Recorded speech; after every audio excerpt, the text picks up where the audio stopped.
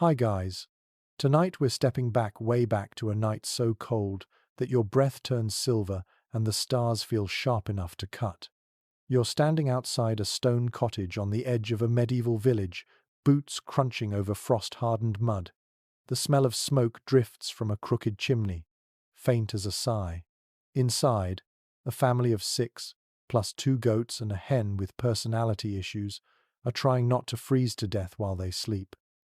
You probably wouldn't survive this night without a miracle, or at least without huddling beside the cow. So, before you get comfortable, take a moment to like the video and subscribe, but only if you genuinely enjoy what I do here, and tell me in the comments where you are and what time it is right now. Now, dim the lights. You push open the rough wooden door, and the cold follows you in like a guest who refuses to leave. The cottage is small, one room mostly, low-roofed, walls of uneven stone. The fire's burned down to embers. Shadows tremble across the beams. You feel the temperature like a physical weight pressing on your chest, that kind of damp cold that seeps through everything you own. Yet somehow, this is home, and this is where people lived, worked, loved, and dreamed. The first thing you notice is the air. It smells of peat smoke and boiled cabbage, maybe a hint of wool grease. It's heavy, but it's alive. Every surface sweats with condensation, even the walls thick as your arm, built from stones dragged from nearby fields. Historians still argue whether such walls truly kept warmth in or merely slowed the cold's advance.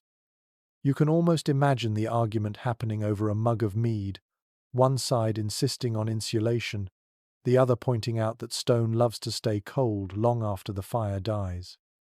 A mainstream fact: most peasants in northern Europe slept in single-room cottages, their living, cooking, and sleeping space all blended together. Privacy was a luxury no one expected. The quirky part?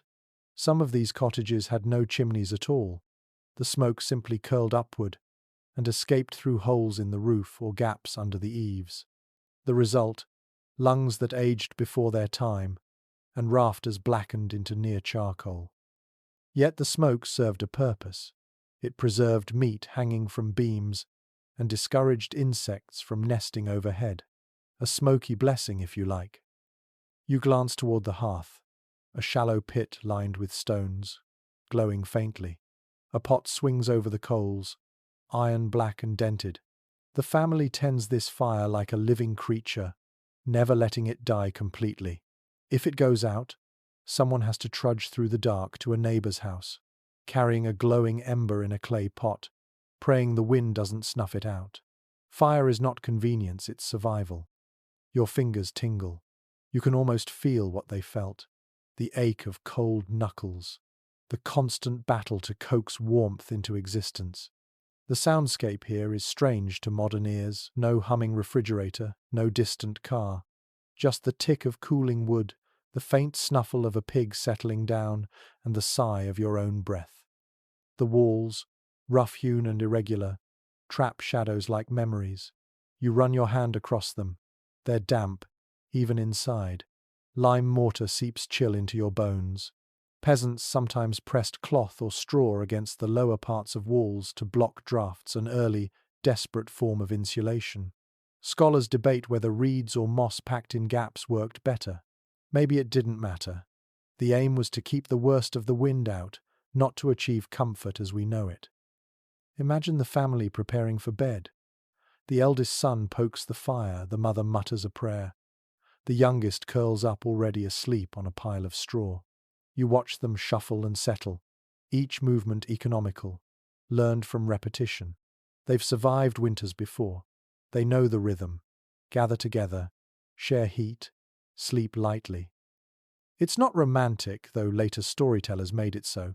The smell is rank animals, sweat, unwashed wool.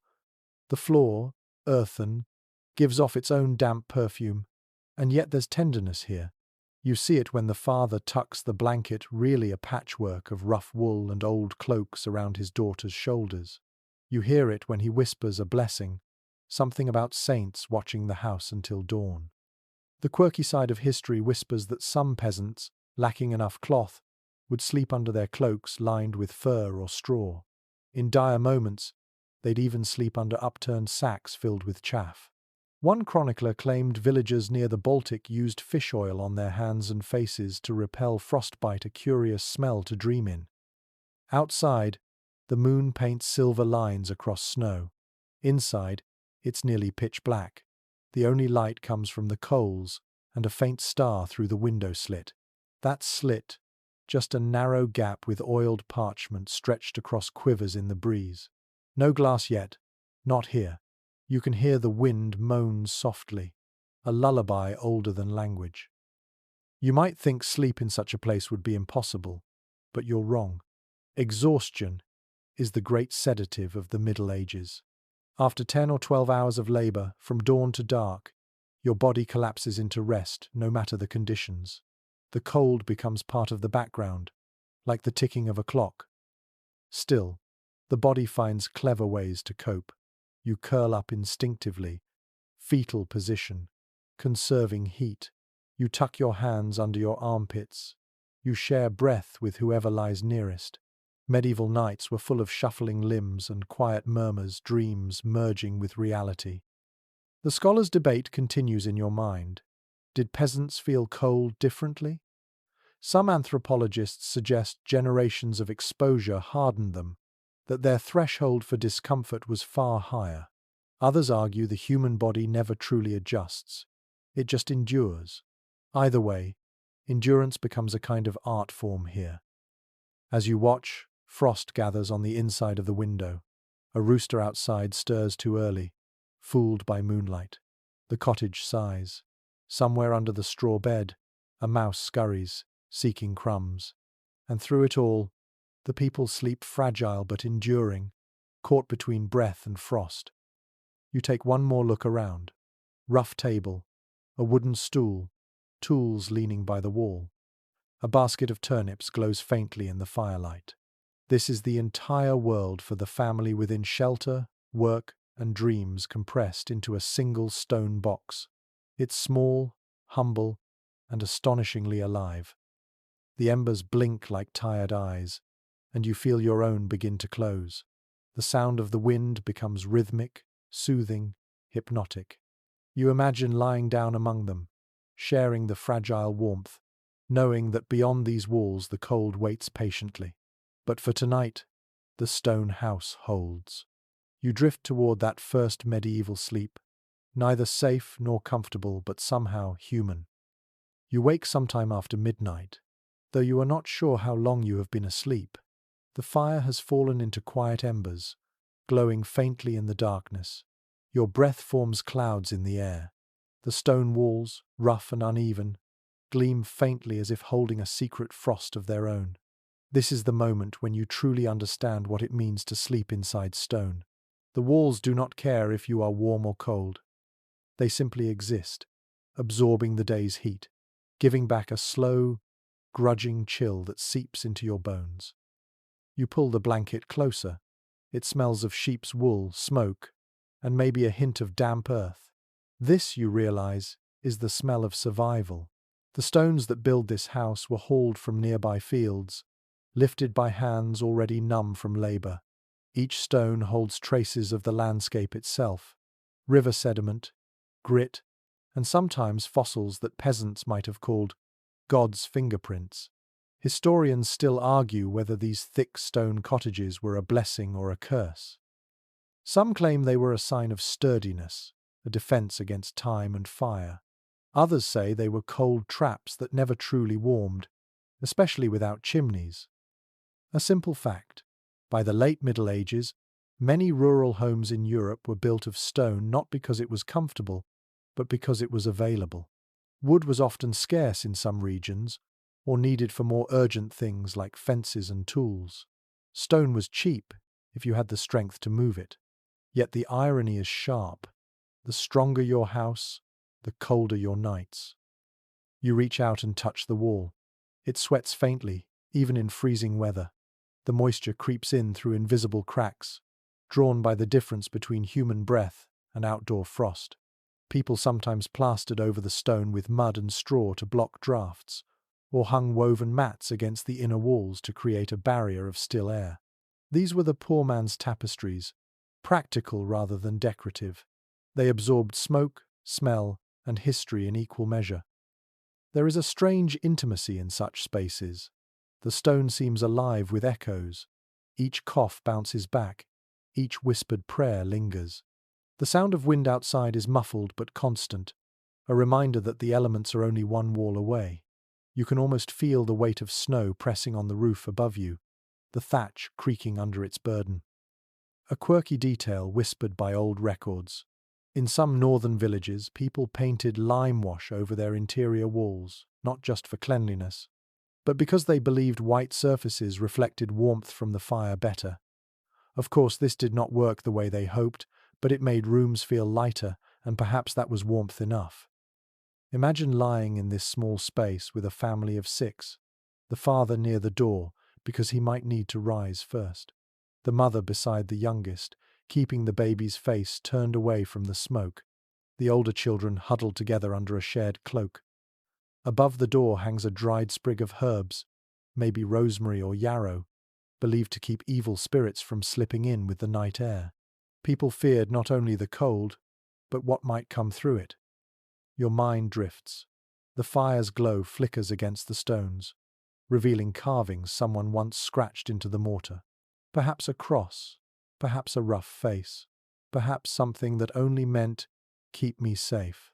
The walls of such cottages often carried quiet graffiti, charms, initials, or crude drawings of saints. Some archaeologists believe they were protection symbols. Others say they were simple decoration, born of boredom during long winters. The truth, as always, lies somewhere between. The texture of the wall feels like sandpaper. You imagine how it looked in daylight, mottled grey with hints of brown and moss green. During summer, the same stones might radiate a faint heat after a long day under the sun, but by winter, they turn traitor, stealing every bit of warmth you release. There is no insulation, no air gap, just the naked contact between human life and geology. A rat scurries across the floor, seeking the faint warmth left in the ashes. It makes you shiver, but the family barely stirs. They are used to it. The sounds of the night are predictable, even comforting. The walls hum faintly with them, the creak of wood, the sigh of wind, the whisper of something small and alive. It all becomes part of the rhythm of sleep. You think about how these people must have understood their houses differently. To them, the cottage was not just shelter, but companion. They patched it, fed it smoke, repaired it after storms. They called it home, not because it was pleasant, but because it endured. There is a beauty in that sort of stubbornness. Modern comfort depends on control, but medieval warmth depended on patience. You stretch under the blanket, imagining the scratch of coarse wool against your skin. Even your breath feels thick, tasting faintly of smoke, and life shared too closely. Somewhere under the floor, a layer of straw softens the earth. It rustles each time someone shifts. In a strange way, it feels alive too, breathing with you. Historians often note that peasants' cottages were built as much by instinct as by design. A man copied what his father built, improving little by little. They knew just enough about angles and airflow to make the smoke rise instead of choke them. Still, sometimes the smoke filled the house entirely before finding its way out through the roof hole. A traveller might see villages like this from afar, each cottage with a ghostly plume curling into the night sky, as if the earth itself were breathing. The debate remains whether this smoke had side benefits. Some scholars claim it drove insects out of bedding and thatch. Others think it made everyone half blind by 40. Both are probably true. Yet people kept burning wood, peat, or dung because the alternative was worse. A silent, frozen darkness. You lie back and listen to the wind stroke the stones outside. There is something oddly reassuring about their persistence. These walls have seen plague, famine, and 1,000 winters, but they remain, holding the memory of every sleeper who leaned against them. You imagine their hands pressing where yours rests now, generations apart but joined by the same cold breath. The fire sighs. Someone beside you shifts, muttering in their sleep. The warmth of another body seeps through the blankets. You close your eyes and let the rhythm of breathing and wind merge into one slow heartbeat. The house settles deeper into night. Its stones creak, almost content, and you, pressed between time and frost, learn what warmth truly means. Not luxury, but endurance. The fire is waking up again. You hear the soft crack of a new log being placed on the coals, a brief spark that paints orange on the walls before it fades into deep red. You blink in the flickering light and watch smoke coil lazily toward the low rafters, caught in a dance that never quite ends. This small fire is the center of the world. Everything in the house, every breath, every night's rest, revolves around it. The hearth is nothing grand, a shallow pit or a ring of stones, maybe a few bricks scavenged from a ruined manor, holds the fire in place. Above it, a crooked iron hook dangles, suspending a pot that smells faintly of onion and grain. To a medieval peasant, this was not only the kitchen but the soul of the house. Without this small flame, there was no warmth, no food, no light. It was a thin line between survival and the cold that pressed against the door. You kneel closer and feel the warmth reach your face, the kind of warmth that is never enough but always precious. Smoke scratches your throat, yet you do not mind. The room feels alive again. Historians agree that the central hearth was often the only source of heat in most rural homes. Chimneys were rare in early centuries, especially among peasants. Smoke filled the space before slowly drifting through roof holes or gaps near the eaves. The result was blackened rafters and lungs full of soot. But people adapted. They learned to live inside smoke as fish live in water. The quirky truth is that the smoke had a few unexpected benefits. It drove away insects, dried herbs hanging from beams, and preserved meat stored near the roof. It even hardened the wooden beams, coating them with a smoky armor that resisted rot. Some modern restorations still find centuries-old rafters stained glossy black, proof of countless fires below. You watch the family stir in the light. The mother stokes the coals, squinting through the haze. The children are half awake, hair wild, cheeks flushed from the fire's heat. The father crouches near the flames, holding his hands close, palms red and cracked. He murmurs to the fire like an old friend. In many medieval households, the hearth was treated with a kind of reverence. Before bed, someone might whisper a blessing, asking the fire not to die in the night. At dawn, they would thank it for surviving. Imagine the rhythm of their lives. Dawn begins with coaxing sparks, day ends with guarding embers. Each night is a gamble. If the fire goes out completely, someone must run to a neighbor's cottage with a small pot to borrow a coal. People called it fire borrowing, and in some villages it was a ritual of neighborly trust. Refusing to share your fire could mark you as heartless, or even cursed. A mainstream historical detail. By the late Middle Ages, a few wealthier homes began using smoke hoods and crude chimneys, but these were luxuries. For most peasants, the open hearth remained unchanged. It filled the air with warmth, danger, and memory. Sparks sometimes jumped, catching thatch or clothing, leading to sudden disaster. Many villages lost houses to fire during long winters, yet no one abandoned the flame. You lean in and watch the light paint faces in gold and shadow. The stones around the hearth are shiny from centuries of heat. They smell faintly of salt and ash. The pot above the flames bubbles softly, releasing steam that carries the faint scent of barley. You imagine the comfort it must bring after days of hunger. Food and heat are one and the same here. Historians still argue about how efficiently these hearths heated stone houses. Some claim the heat barely reached the walls, warming only those huddled near the fire. Others think the smoke-filled air created a strange insulating layer, trapping warmth under the roof beams. Perhaps both are true. You can almost test it yourself by moving a few steps back. Instantly, the warmth fades. Cold seeps through the soles of your feet again, a reminder that comfort was measured in inches, not rooms. A small domestic scene unfolds. The mother ladles thin stew into wooden bowls, sets them near the hearth where steam curls into the smoky air. The children eat quietly, half asleep.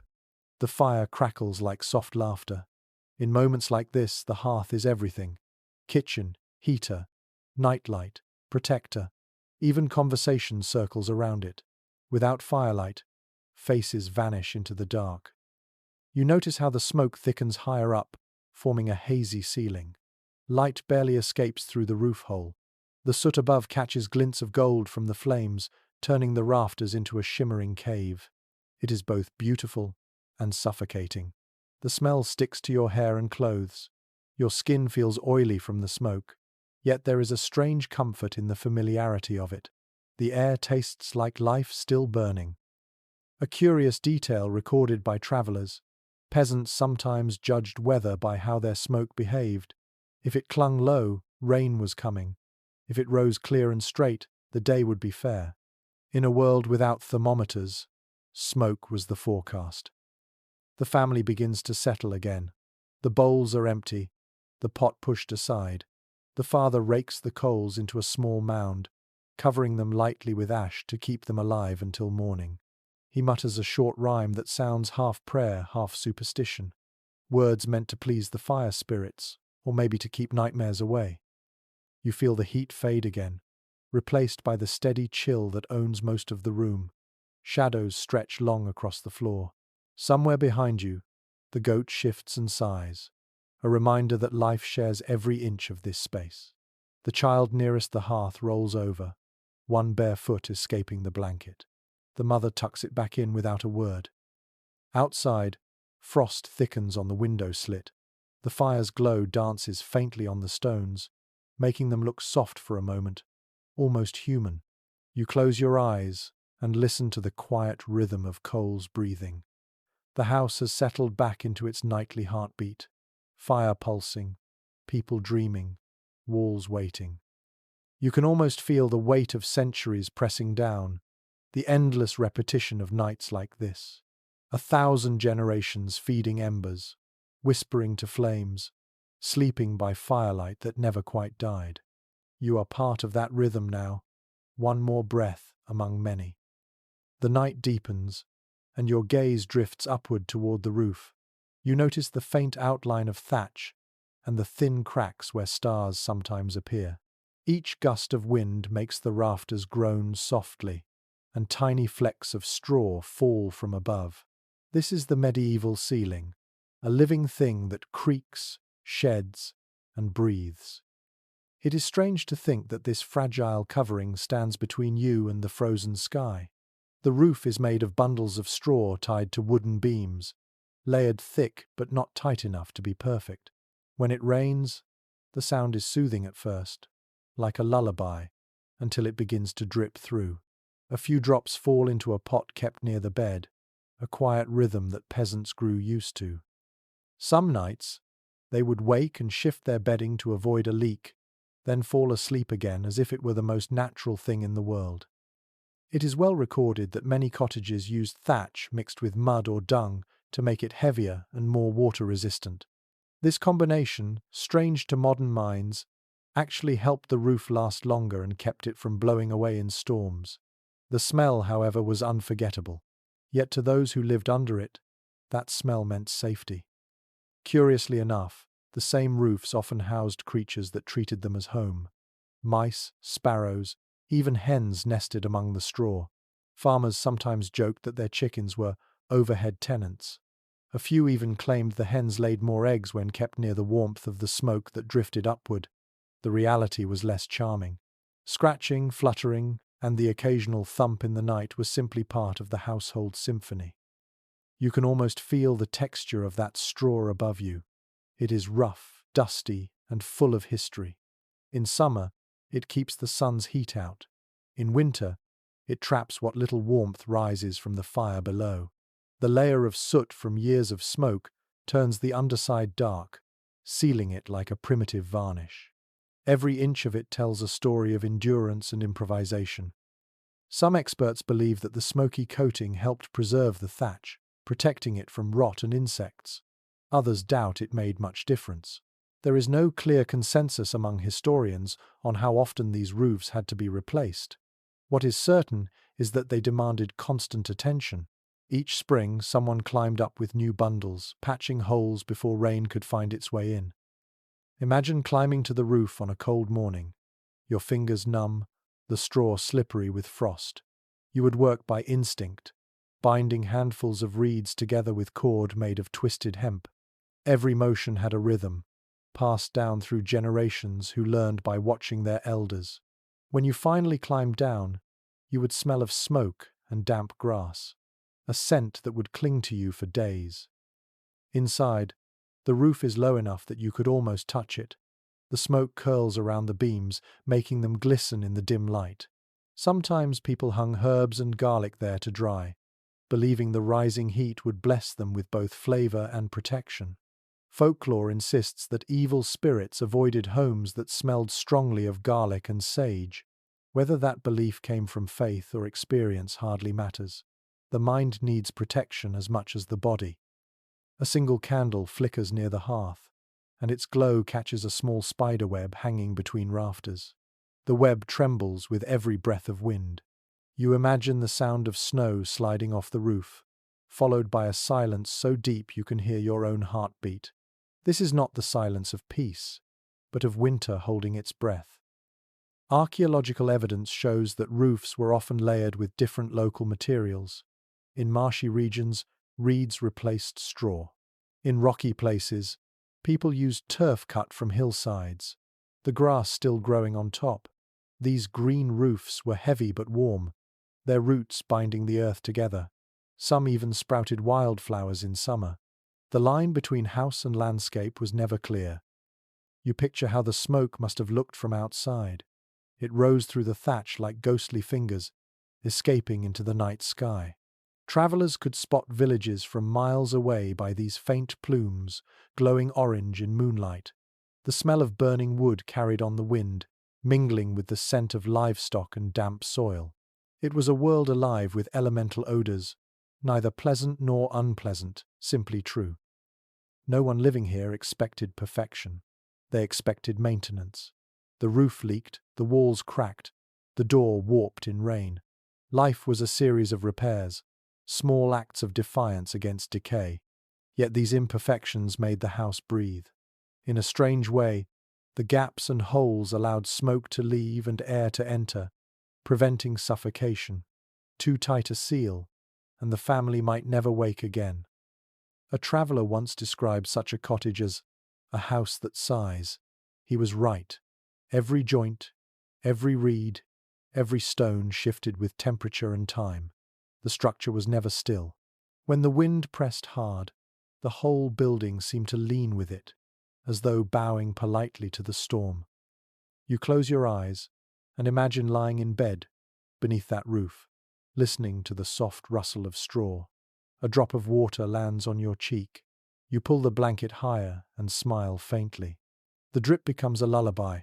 Somewhere above, a hen rearranges herself, feathers brushing straw, settling down for the night. The warmth of the fire lingers, a thin cushion between you and the cold air pressing just beyond the thatch. This, you realize, is what it meant to survive in a stone house. Not to conquer the cold, but to live with it, to make peace with the leaks, the smoke, and the creatures overhead. You drift again towards sleep, the sound of the roof whispering above you, half comfort, half warning, entirely alive. The fire has quieted to a soft amber pulse, but the air feels warmer now, softer, filled with the faint hum of shared breath. You shift slightly on the straw mattress and realize that warmth here does not come from the fire alone. It comes from people, pressed together in quiet solidarity. This is the secret of medieval survival, the art of shared heat. It is well known that families in these cottages slept close, not only from affection but from necessity. The body, after all, is a furnace. A cluster of bodies, wrapped in rough blankets, can raise the air temperature by several degrees. It is a kind of human insulation, improvised but effective.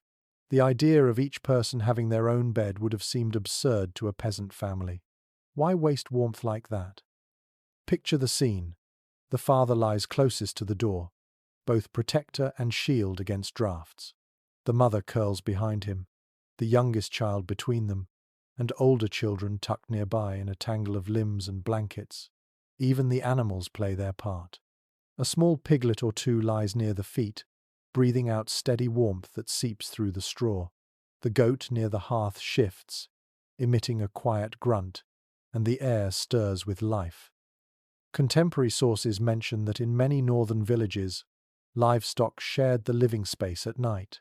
Cows, goats, and even geese were brought inside during winter. Their body heat filled the air, and their presence calmed the human occupants.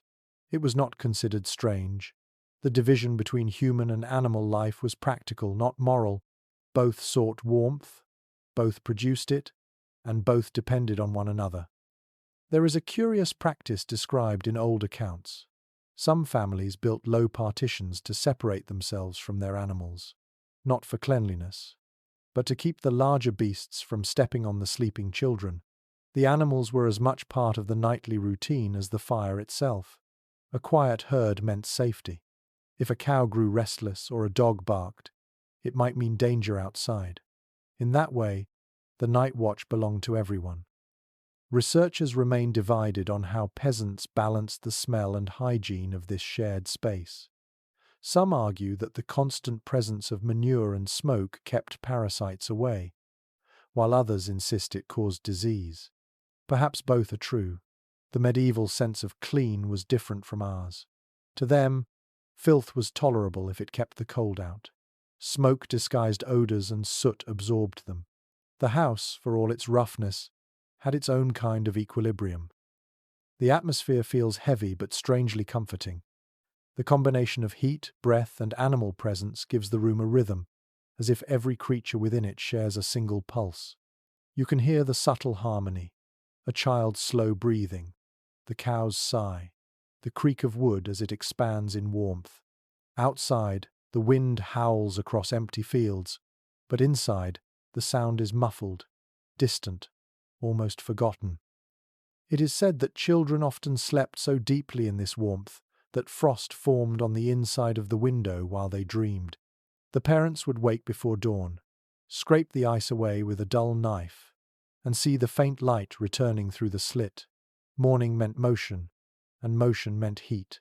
The body learned to chase warmth with every movement. One peculiar story recorded by a traveling monk tells of a small village where peasants took turns sleeping near the hearth. Each night, one family member would move closer to the embers while another shifted away.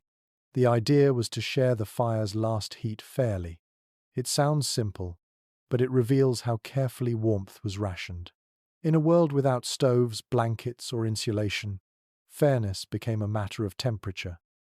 You turn slightly and imagine the closeness of so many bodies. The air feels thick, yet safe. Privacy does not exist here, and no one expects it. The sounds of sleep are familiar. Soft murmurs, shifting straw, an occasional snore. To modern ears it might seem chaotic, but in this cottage it is the sound of comfort. Alone, you would freeze. Together, you endure. There is tenderness in this arrangement. The mother's arm wrapped around her child, the father's hand resting lightly on the blanket's edge, the gentle rise and fall of the family's breathing. Warmth, in this sense, is love made physical. It is the shared heartbeat of survival. Archaeological evidence shows that beds were often simple platforms of wood or woven ropes, covered in straw or dried reeds. Over time, the straw was replaced, not for luxury, but because it began to smell. The expression "hit the hay" might echo these moments, when families settled into their straw for the night, animals rustling nearby. It is tempting to romanticize such closeness, but it came with discomfort. Fleas lived in the straw, and the air sometimes felt suffocating. Yet for all its hardship, the peasant household had a profound intimacy with its surroundings. They felt their world as warmth and cold, sound and silence. Life was physical, unfiltered, and immediate. Some modern anthropologists suggest that this shared warmth created emotional bonds as much as practical ones. When families slept side by side through months of winter, they learned to breathe in rhythm, to move as one, to care instinctively for each other's comfort. Even arguments melted at night under the heavy blankets, replaced by the quiet understanding that tomorrow's survival would again depend on unity.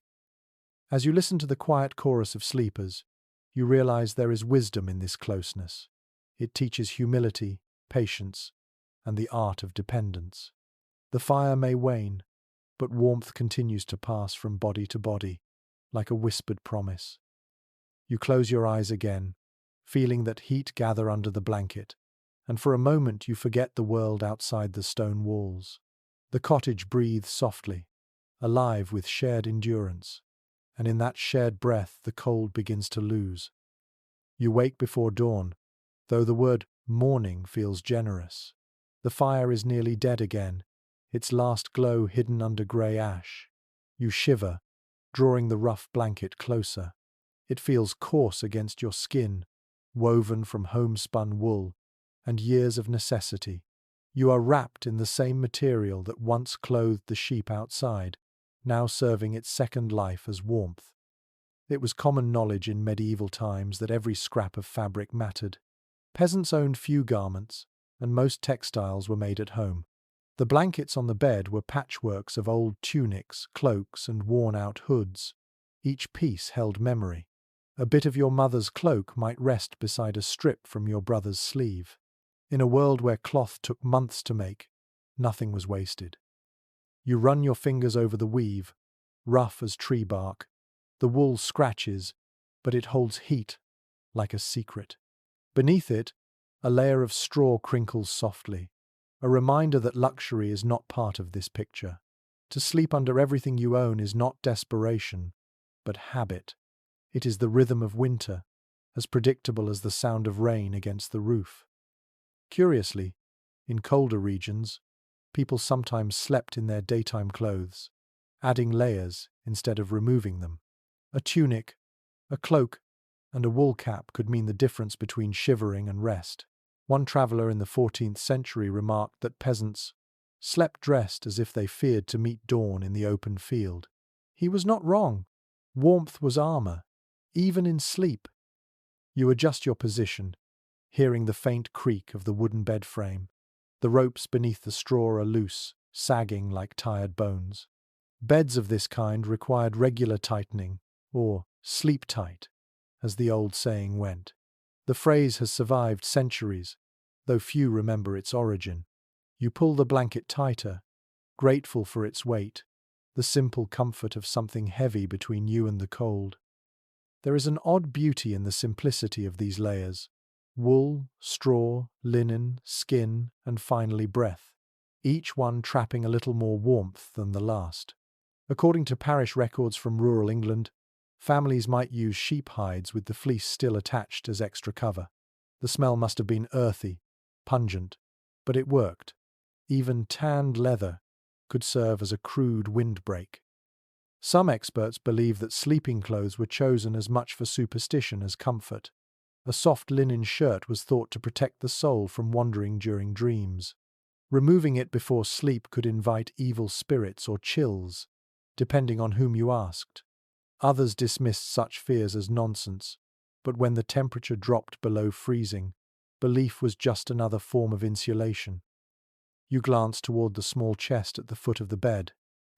Inside, folded carefully, are a few more garments: a second tunic, a cloak with a torn hem, a pair of wool stockings patched at the knees. These are treasures, worth more than coins. A single good blanket could represent weeks of labor. When a family member died, their clothes were not buried with them. They returned to the living, stitched into new forms of warmth. There is no clear consensus among researchers about how colorful these fabrics were. Some surviving fragments suggest dull earth tones, while others hint at faded reds or greens from vegetable dyes. The poor might have dressed in shades of brown and grey, but even so, the colors changed in firelight, glowing like embers. Beauty found its way into survival wherever it could. A curious detail often overlooked is the use of bed curtains. Even in peasant homes, those with a bit of extra cloth sometimes hung coarse linen or burlap around the bed to block drafts. It created a tiny world of its own, a cocoon within the larger cold. The curtain trapped heat and muffled sound, turning a simple straw bed into a small sanctuary. You imagine lying there, wrapped in every blanket, every scrap of wool, hearing the wind sigh outside. The bed becomes more than a place to rest. It is a refuge, a fortress of fabric and breath. The rhythm of your heartbeat matches the slow creak of the timbers. Above you, the roof murmurs with the sound of settling thatch. Beneath you, the straw whispers faintly each time you move. A peculiar belief recorded in folklore suggests that placing an iron object, like a small nail or pin, under the pillow kept away cold demons. Whether this was superstition or metaphor, the meaning is clear enough. In a world where cold could kill, people gave it a name and found ways to fight it. As the first light begins to seep through the window slit, you notice the colours inside the cottage changing. The walls, once grey, turn golden under dawn's soft touch. The family stirs. The mother lifts her head, her hair tangled, her breath misting in the air. She smiles faintly, reaches for the smallest child, and pulls him closer beneath the blanket.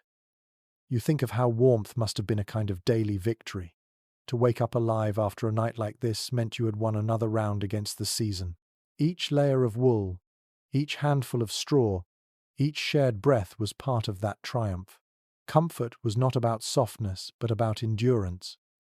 The fire crackles as the father stirs it back to life. The glow returns, faint but steady, painting the walls with its familiar light.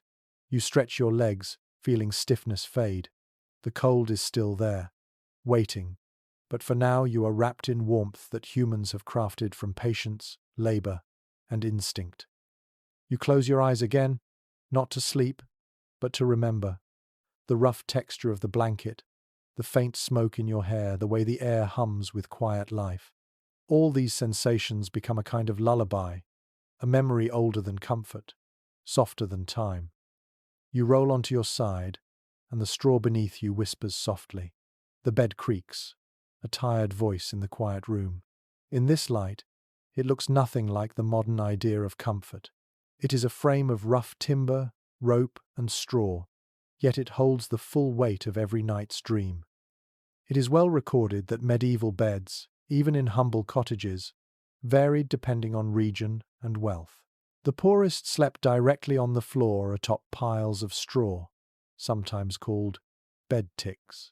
Others had low wooden frames strung with ropes, woven in a loose crisscross pattern that sagged over time.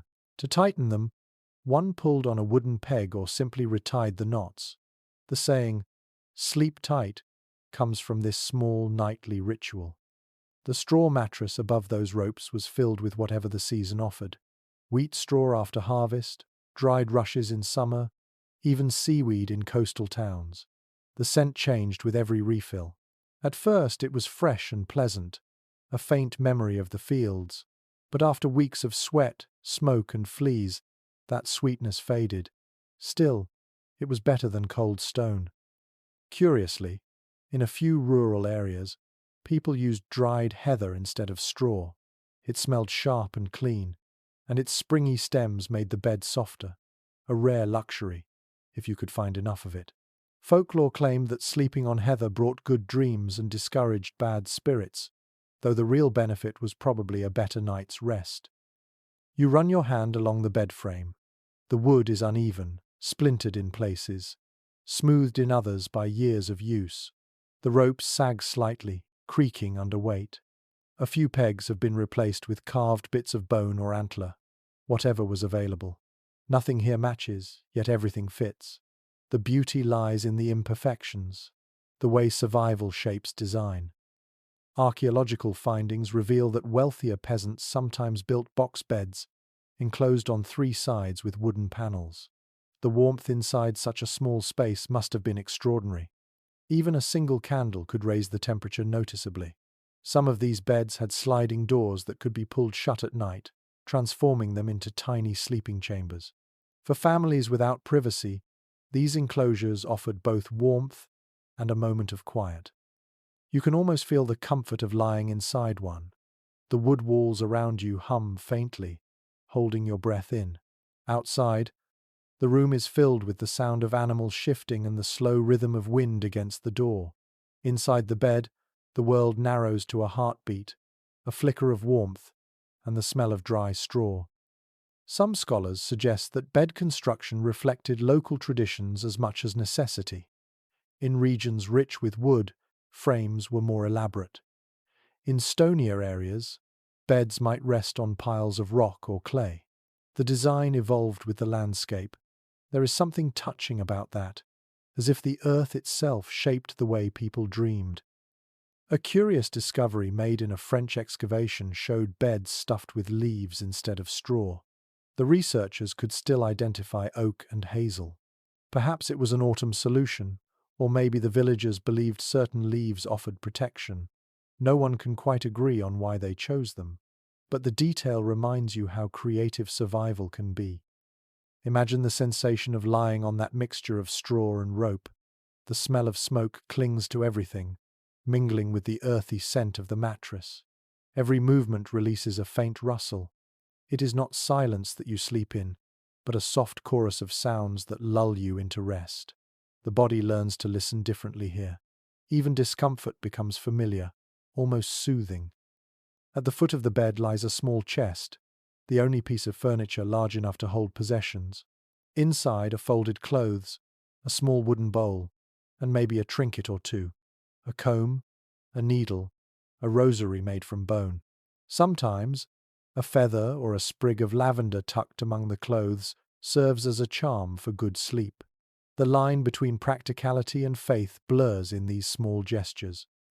Researchers have long debated how peasants arranged their beds in relation to the hearth. Some argue that the bed was placed close enough to catch heat from the fire, while others think it was moved away to avoid sparks and smoke. The truth likely depended on space. In a one-room home, every corner had a purpose, and comfort was measured in inches rather than ideas. You picture the family now, lying in their shared bed. The father's arm around the youngest child, the mother's hand resting near the edge, ready to stoke the fire if it fades. A dog curls near their feet, twitching in sleep. Above, the roof sighs under the weight of frost. The bed becomes a small island in a sea of darkness. One peculiar observation from later records notes that some peasants placed hot stones, wrapped in cloth, at the foot of the bed. They were heated in the fire before bedtime, acting as crude warming devices. It sounds almost modern, yet it carries the same intent, to hold on to heat for just a little longer. The stones cooled quickly, but the comfort they offered in those first few minutes must have been worth every effort. You settle into the thought of that warmth, the rough blanket, the weight of another person beside you, the faint crackle of fire still lingering. Sleep comes slowly, softly, like drifting into the hum of a memory. Every creak of rope, every sigh from the straw, becomes a lullaby. The night presses close, but the bed holds you steady, as it has held countless lives before. You realize that these people did not simply survive their nights. They crafted them. With rope, straw, fabric, and patience, they made something gentle in a world that was often hard. You close your eyes, feeling the weight of centuries settle into quiet comfort. The cold remains outside, patient but distant, while inside, the warmth of human effort hums quietly beneath your dreams. The night stretches on, a slow river of darkness flowing through the cottage. The fire has become a faint orange glow, its heat more memory than presence. You can smell the last of the wood, that sweet tang of ash and smoke. The air feels colder now, but not entirely unfriendly. There is a rhythm to it, a kind of peace that belongs only to those who have accepted the cold as company. It was common practice in the Middle Ages to let fires burn down gradually. Wood was precious, gathered by hand or traded at cost. Every ember was a small treasure, coaxed carefully into life each morning. People learned to live not by defeating the cold, but by working alongside it. The hearth was tended like a pet, fed and soothed, but never overindulged. To waste wood was to tempt hunger later. A peculiar fact often noted in household records is that some peasants kept a single ember alive through the night by burying it in ash. This simple trick allowed the coals to smoulder unseen until morning. With the first light, the mother or eldest child would uncover the ember, feed it twigs, and whisper to it as if greeting an old friend. The practice saved countless hands from the misery of trying to spark new fire from flint in icy air. You lie there now, staring at the dim hearth, and you can feel the cold reaching its peak. It is that deep, bone-level chill that arrives just before dawn, when even the air seems to sleep. The breath of the animals nearby clouds faintly in the dark.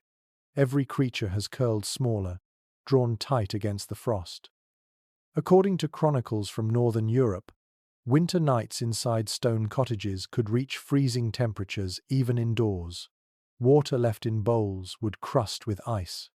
It is hard to imagine rest in such conditions, yet people managed. They layered themselves in every scrap of warmth available: straw, wool, bodies, and faith. To them, the dark hours were not a battle but a ritual, repeated until spring returned. Curiously enough, sleep itself seemed different then. The night was divided into two parts: a first sleep and a second sleep, separated by a quiet waking in the middle hours. During that break, people stirred, prayed, whispered, or checked the fire.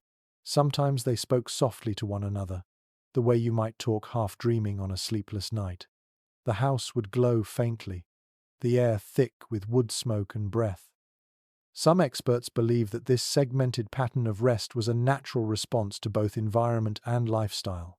Others think it was shaped by the demands of survival, forcing people to wake and tend the fire or animals. No one truly knows, but the evidence appears in diaries, court documents, and letters from centuries later that describe the watch between sleeps. It was a time of intimacy and thought, when darkness belonged fully to human imagination. You can almost picture it: the faint crackle of rekindled coals, the soft murmur of voices, a child asking a question, a parent whispering a story. Outside, frost creeps across the ground, but inside, there is life and motion again. It feels less like fear of the cold and more like conversation with it. There is an odd beauty in this rhythm. The night breathes in two parts, just like the people within it. They learn to rest not in one long stretch, but in waves, trusting that warmth would return as predictably as the second sleep. The fire becomes a clock, its glow marking the hours more gently than any bell. Archaeological remains show that hearths were often built slightly raised from the ground, a simple way to preserve heat longer. The stones would warm through the day, then release that warmth slowly into the floor at night. You imagine lying close to that faint radiation, the last bit of comfort seeping into your bones. For peasants without chimneys, the floor was sometimes warmer than the air itself. A curious superstition from medieval England claimed that staring into the last ember before sleep could reveal the state of your soul. A bright, steady glow meant peace. A flickering, dying coal meant sin or trouble ahead. People took this seriously, sometimes whispering apologies or prayers to the fire before turning away. The idea may sound fanciful now, but in those nights of smoke and silence, the fire truly was a companion, almost alive. You glance toward the faint outline of the family in the dark. The youngest child has pulled the blanket over their head. The father lies still, hand resting near the edge of the hearth. The mother shifts, perhaps dreaming of the fields that will thaw months from now. Each face glows faintly in the dying light, fragile yet steadfast. The fire pops once, a small, sharp sound that echoes in the stone room. A spark leaps and dies. You feel it, a tiny shiver of warmth against your cheek. For a moment it is enough to remind you that warmth is not only temperature, it is presence, persistence, something that endures quietly even when light fades. You listen again, and the house speaks in its own language, a creak from the rafters, a sigh from the wind, a low snort from the cow. Each sound marks survival. In this cold, nothing truly sleeps. Everything simply waits. The embers glow like eyes, half-lidded and ancient. You find yourself breathing in rhythm with them, slower, quieter. The world outside the walls is frost and silence. But here, inside this smoky cocoon, life continues in whispers. You close your eyes and imagine the feeling of morning, the way the first pale light will reveal new frost on every surface. But for now, in this hour between sleeps, you linger beside the ghost of the fire, watching it fade and listening to the small, steady music of survival. The second sleep comes slowly, wrapped in the hush that follows the fire's last sigh. You stir and feel the fabric of your nightshirt, coarse but familiar, a comfort that scratches rather than soothes. Medieval bedtime was not about softness or privacy. It was about ritual, layers, and faith that the night would pass without harm. It is well recorded that even the poorest peasants had some form of night garment. Usually it was the same linen shirt worn during the day, loosened at the neck and belted with a strip of cloth. Wealthier folk might own a separate nightshirt, long and simple, meant to protect both skin and bedding from grime. Cleanliness was relative, but linen had one gift: it breathed. In the heavy air of the cottage, that mattered. You tug at the rough sleeve, feeling how it scratches against your wrist. The shirt smells faintly of smoke and wool fat, a mixture that never entirely leaves the skin. Over it, you wear a wool cap, pulled low to keep in heat. Everyone slept with one, from lords in manors to shepherds in huts. Hair trapped warmth, but uncovered heads lost it fast. In the coldest months, even children wore caps to bed, sometimes with ear flaps tied under the chin. Curiously, small accessories played big roles in nightly comfort. Socks or hose were often kept on, sometimes patched so many times they looked more stitch than cloth. Gloves, too, were worn indoors, fingers exposed so you could still tend the fire. A few medieval drawings show people sleeping in full layers of clothing, even with shoes by the bed in case the roof leaked.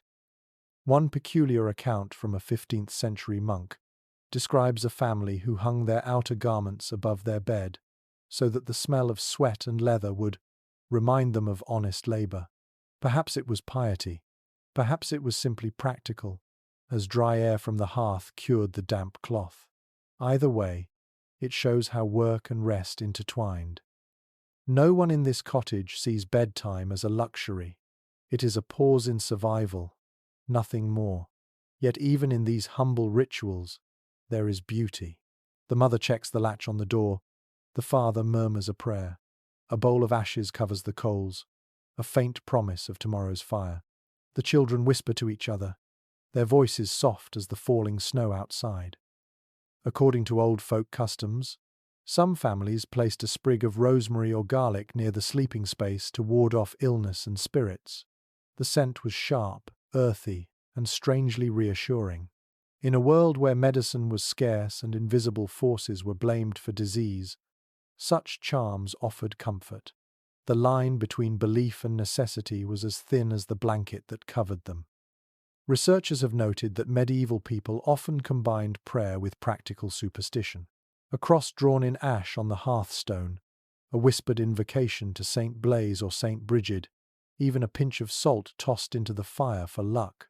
These gestures filled the long, dark hours with a sense of control. In the absence of central heating, faith itself became insulation. The bed now holds stillness. Only the faint rustle of linen and the quiet breathing of sleepers break the silence. Outside, frost gathers along the stones, tracing delicate white veins that glint in moonlight. Inside, the warmth huddles where it can, clinging to wool and skin. The air smells of peat and wool grease, and under it all, a faint sweetness from dried herbs hung near the rafters.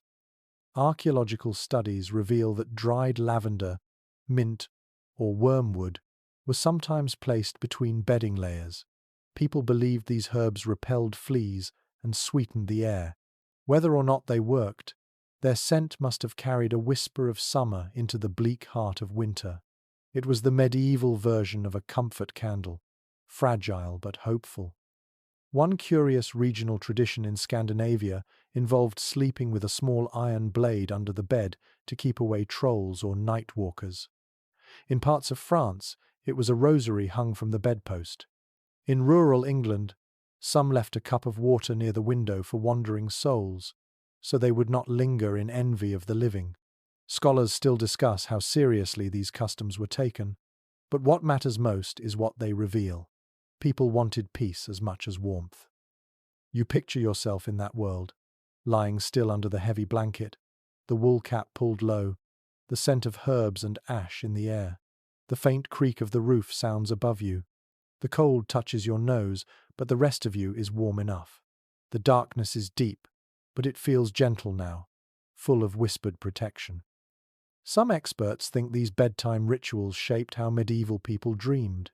The mix of superstition, warmth, and fear of spirits gave their dreams vivid colors. To dream of fire was luck. To dream of falling snow meant hardship ahead. A clean conscience, they said, brought quiet dreams.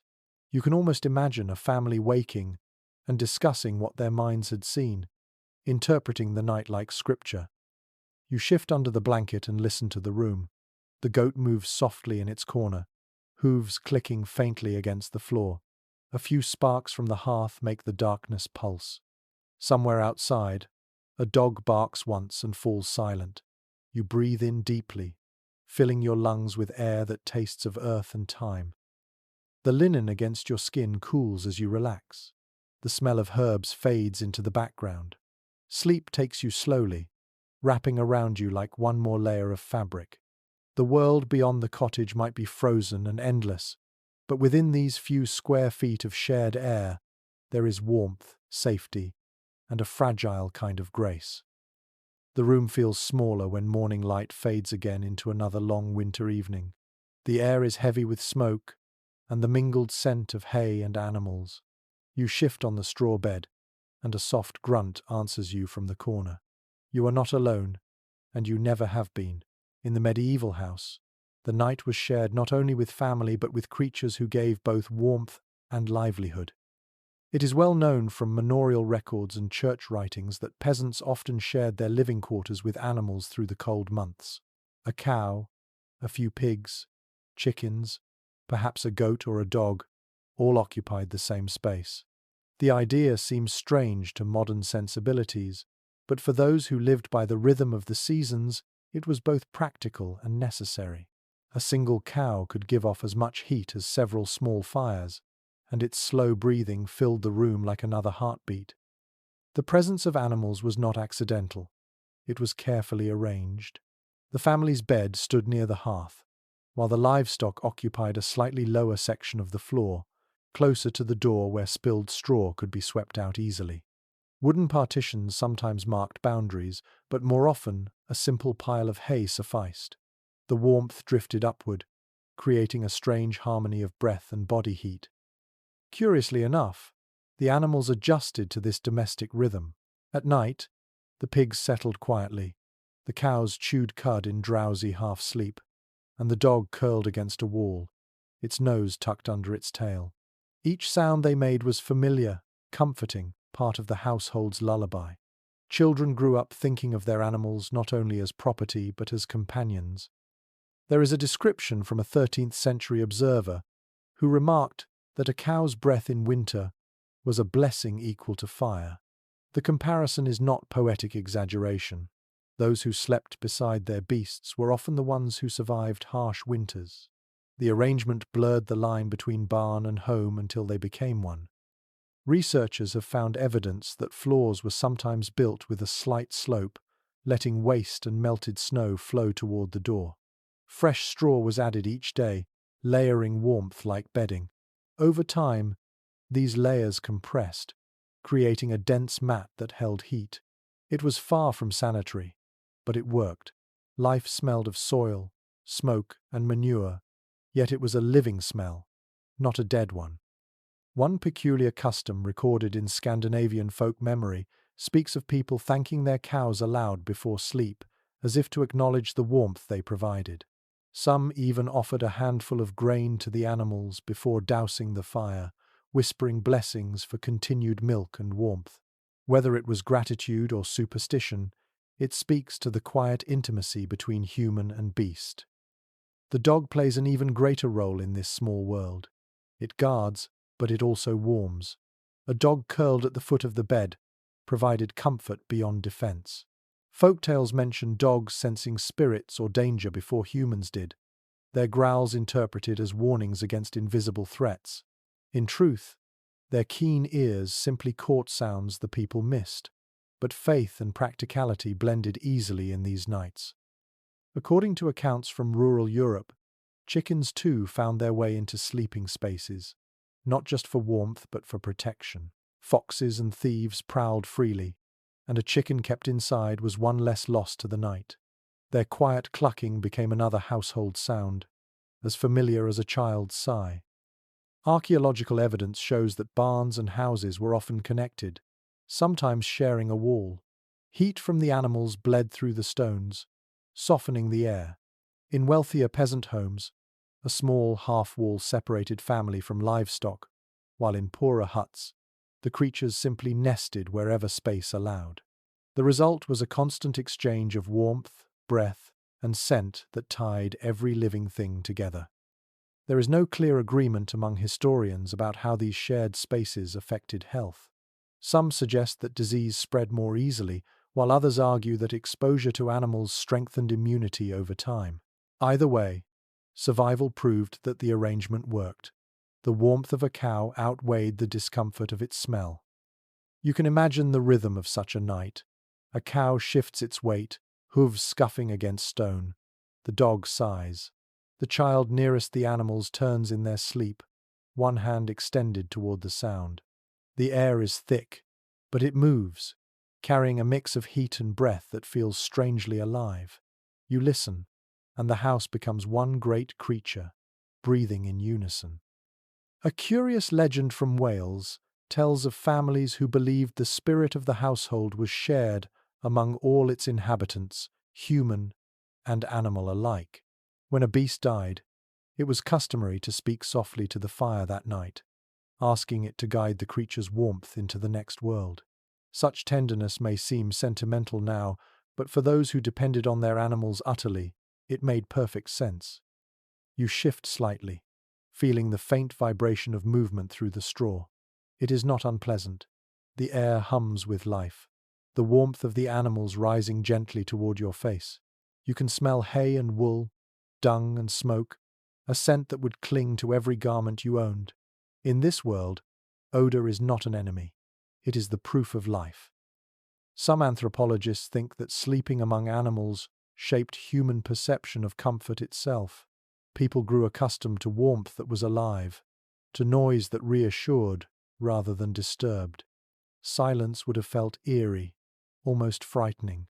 In the coldest weeks, the absence of animal sounds was a bad omen. It meant sickness, or worse, death. As you close your eyes again, you sense the strange communion of this shared existence. Every exhale seems to touch another's inhale. The stone walls hold the warmth in, and for a few hours the world outside might as well not exist. Inside there is heat, breath, and the quiet music of survival. The fire flickers once more, casting light on the curved backs of the sleeping animals, the bundled family, the rough walls. Everything glows in shades of gold and brown. This is not luxury, but it is something deeper, the warmth of living things holding each other through the night. You breathe in slowly, the scent of hay and smoke thick in your chest, and let the rhythm of shared breath draw you back into sleep. The cottage exhales, and you exhale with it, carried by the hum of a world where warmth is communal, and life is shared with every heartbeat. The morning light seeps through the narrow window slit like a blade of pale gold, barely piercing the smoke that hangs in the air. You open your eyes and see frost glittering on the inside of the glass substitute, which is not glass at all but a stretched film of oiled parchment. It blurs the outside world into a soft haze of light and shadow. In this dim glow, You realize how fragile the barrier is between warmth and the vast cold beyond. It was common practice for peasants to use oiled cloth, parchment, or animal bladder as window coverings. True glass existed in towns and monasteries, but it was rare and costly. The thin material let in light while blocking the sharpest wind, though it could not keep out the cold entirely. The result was a strange balance of light and draught, a compromise between vision and warmth. You can feel the faint breeze sneaking in through the cracks around the frame. The chill moves like a ghost across your face, gentle yet unmistakable. The family stirs, muttering in half-sleep. The father rises first, his breath visible in the air. He walks to the window and presses a cloth into the crevice where frost has crept through. His hands are rough and red, skin split by cold and labor. Archaeological findings reveal that windows in stone cottages were often no larger than a man's forearm in width. The smaller the opening, the less heat escaped. In summer, shutters might be left ajar, but in winter, every gap was a threat. Wooden shutters, thick and uneven, were pulled tight at night and fastened with iron hooks. Sometimes, straw was stuffed along the edges to block wind. These methods sound primitive, but they worked well enough to keep families alive through the longest nights. Curiously enough, the oiled parchment itself gave the room a special quality of light. The sun did not pour in directly, but diffused softly, painting everything in tones of amber and honey. It was dim but warm to the eyes, a permanent twilight that softened the hard edges of stone and wood. Perhaps this muted glow made winter more bearable, turning the world inside into a place of quiet endurance. In some northern regions, animal bladders stretched over wooden frames were used instead. The material was translucent, thin as a whisper, and often made from pigs or sheep. When dried and rubbed with oil or resin, it became watertight and flexible. Historians still discuss whether it provided any meaningful insulation, but its role in shaping the atmosphere of medieval interiors is undeniable. Through it, daylight arrived like memory rather than illumination. You imagine standing by that small window, peering out into a white morning. The fields beyond are crusted with frost, the trees motionless, each branch rimmed with ice. The sound of distant bells from a nearby church carries faintly across the frozen air. Inside, the difference between survival and exposure is only a few inches of stretched parchment and a prayer for calm weather. A peculiar practice mentioned in rural chronicles describes people sealing window edges with animal fat during the coldest weeks. The fat hardened in the chill, plugging gaps and keeping out the worst drafts. When it melted slightly from the fire's warmth, it gave off a faint odor that mingled with the smells of smoke and straw, not pleasant, but effective. The mother now moves toward the light, lifting the youngest child in her arms. The child reaches a small hand toward the window, marveling at the frost patterns that bloom like flowers across the surface. For a moment, even the cold becomes beautiful.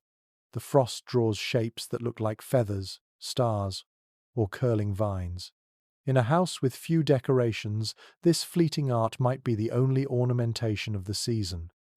Researchers have suggested that the size and placement of windows in medieval houses reveal much about how people viewed light itself. Large openings were associated with wealth and comfort, while small ones symbolized thrift and humility. In peasant homes, light was precious not because it was rare, but because it had to be earned through suffering. To keep warm, you accepted dimness. To see the world, you accepted cold. Life was always a negotiation. One fascinating discovery from preserved cottages in northern Europe shows evidence of cloth nailed along walls beside windows, perhaps as makeshift curtains. These fabrics, usually coarse linen or burlap, trapped air and blocked drafts. Some were even dyed dark to absorb what little sunlight entered.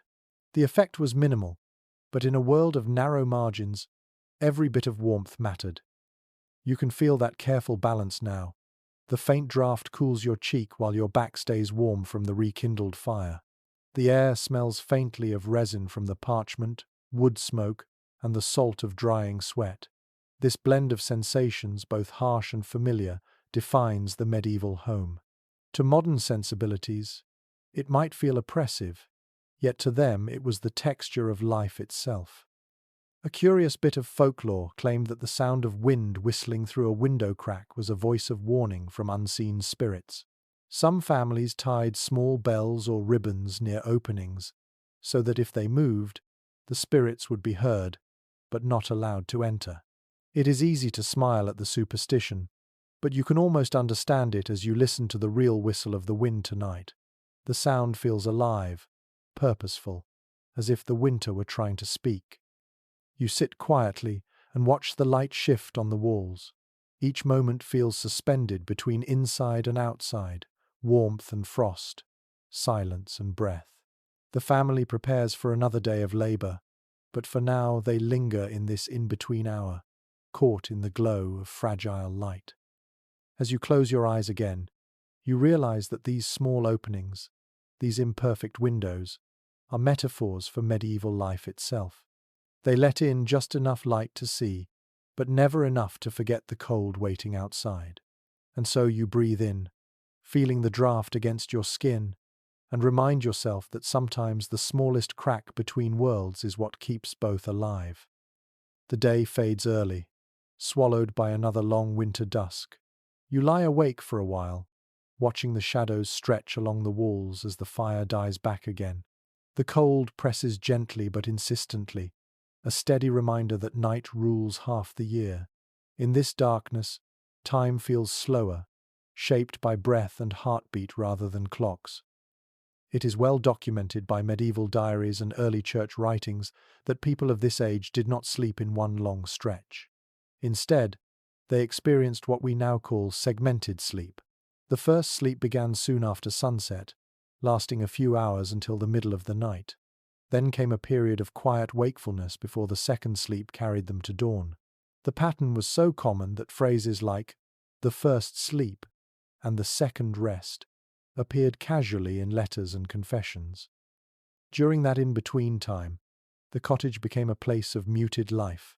The father would rise to stir the fire, perhaps check on the animals or relieve himself in the cold air outside.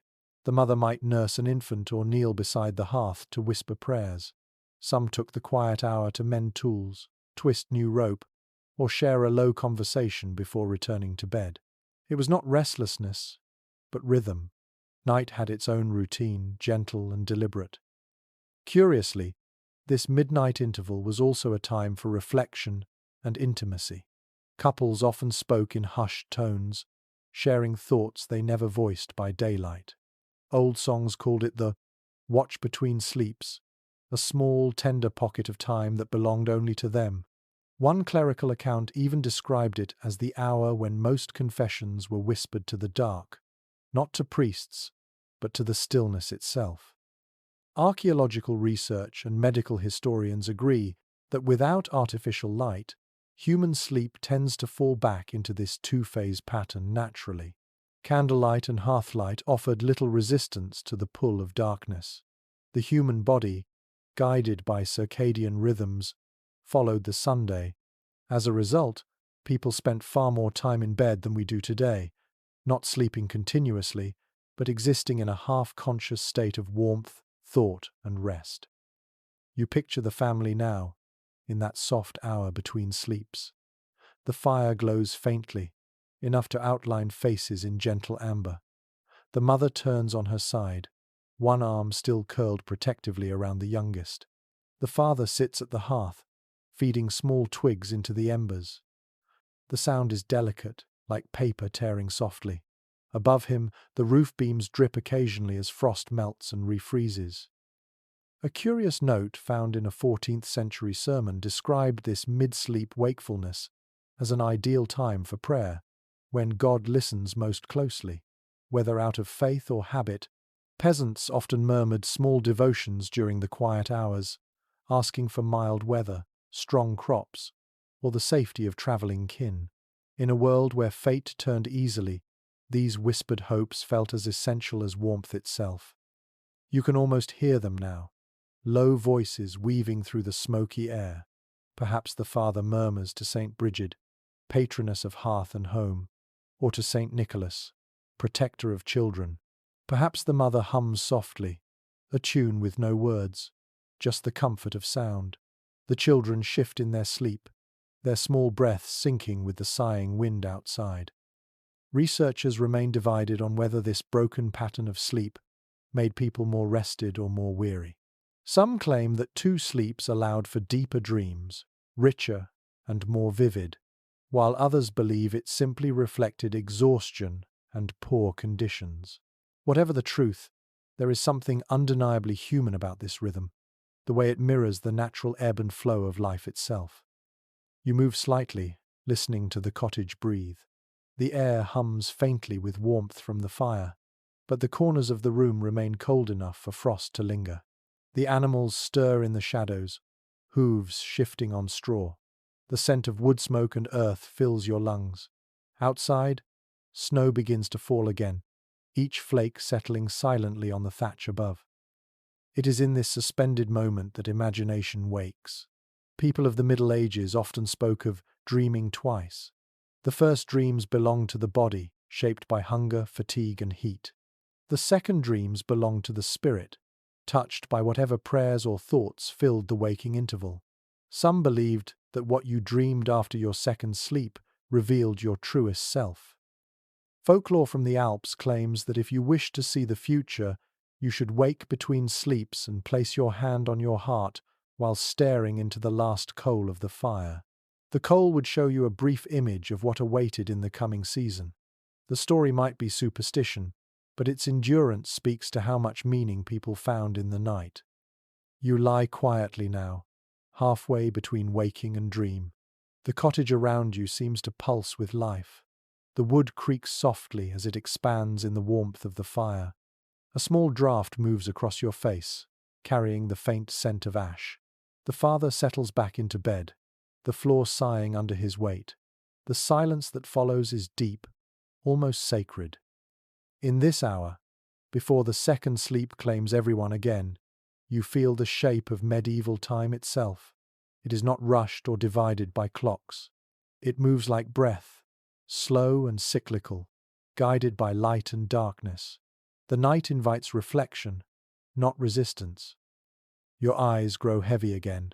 The fire flickers once, then steadies. The air cools, but not enough to bite. The quiet returns, thick and complete.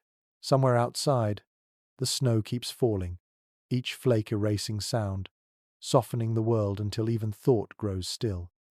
You drift back towards sleep, not with the abruptness of exhaustion, but with the calm acceptance of rhythm. The house breathes, the fire glows, and the long medieval night folds you gently into its patient embrace. You wake again sometime before dawn, though it is hard to tell where the dream ends and the morning begins. The air has grown still and heavy, the fire long gone cold. When you shift under the blanket, something tickles your neck, and you brush it away instinctively. It is nothing unusual here. The cottage, for all its warmth and endurance, is also alive in ways you would rather not think about. It is well documented by medieval chroniclers and later physicians that beds in peasant homes teemed with life. Fleas, lice, and mites thrived in the straw, in the seams of clothing, and in the folds of blankets. Cleanliness was not entirely neglected but limited by the lack of water and soap. Families might bathe a few times a year, if that, usually around holidays. Between those rare occasions, the body adapted to its companions. A curious note found in a 15th century medical text suggests that smoke from peat fires helped keep biting vermin at bay. Whether this was true or hopeful imagination, it reveals how people perceived their surroundings.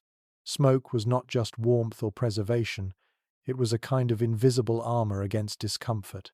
The smell that clung to every wall and garment carried both nuisance and protection. You lift the blanket slightly, and the smell rises up. Straw, wool, sweat and smoke. It is not pleasant, but it is familiar. The straw crackles softly as you move, a sound that might once have been comforting. Over time, the bedding flattens, the stems breaking into dust. New straw is added every few weeks, creating a layered history of nights gone by. When the floor is cleaned, the old bedding is thrown out to the animals or the garden, returning warmth to the soil that once fed the grain. Contemporary accounts mention that children sometimes helped their parents beat the bedding, taking the straw outside to shake it and kill insects. This task was done on clear days when smoke from the hearth could cleanse the emptied space. The process left the interior smelling strongly of earth and ash, a scent that meant renewal. The cycle of infestation and cleaning repeated endlessly, accepted as part of life rather than something to conquer. There is an odd resilience in this acceptance. To modern minds it might seem unbearable, but to them it was simply another texture of existence. The body adjusted, the skin grew tougher, the itch became background noise. The idea of comfort itself was different. Survival dulled the edges of disgust. A curious story from a 13th century French folk tale tells of a farmer who sprinkled herbs and ashes into his bed to keep away creeping guests. Some regions used dried mint or tansy for the same purpose, believing the strong scent would drive away pests. Others lined their bedding with fern fronds, both for softness and for the faint, bitter aroma that insects disliked. Whether or not it worked, it made the act of lying down feel like an act of care. Researchers have found remnants of beds from preserved peat bogs and archaeological sites, showing layers of straw mixed with moss and even seaweed. Each ingredient carried its own properties. Moss absorbed moisture, seaweed added springiness, straw gave structure. Together, they formed an ever-changing ecosystem beneath every sleeper. You imagine the sensation now, the rustling beneath your body, the faint scratch at the ankle, the way the straw shifts each time you breathe. Sleep here is never deep or still. It is a negotiation between exhaustion and irritation. Yet somehow, people still dreamed, still woke, still lived full lives inside these imperfect beds. There is a certain dark humor in how they treated these inconveniences. In some regions, fleas were jokingly called the poor man's jewelry, and finding a few in your blanket meant that at least you were still warm enough for life to thrive. Laughter, perhaps, was the only luxury free of cost. Historians remain divided on whether these living conditions shortened life expectancy or merely shaped a different standard of health. Some argue that constant exposure built resistance, others that it wore the body down. The truth probably lies somewhere in between. Endurance was both their sickness and their strength. You think of how those people might have felt, waking to the same small annoyances every day, the scratching, the shifting straw, the faint rustle of unseen company in the night. Yet when they rose to face another day of labor, they carried on without complaint.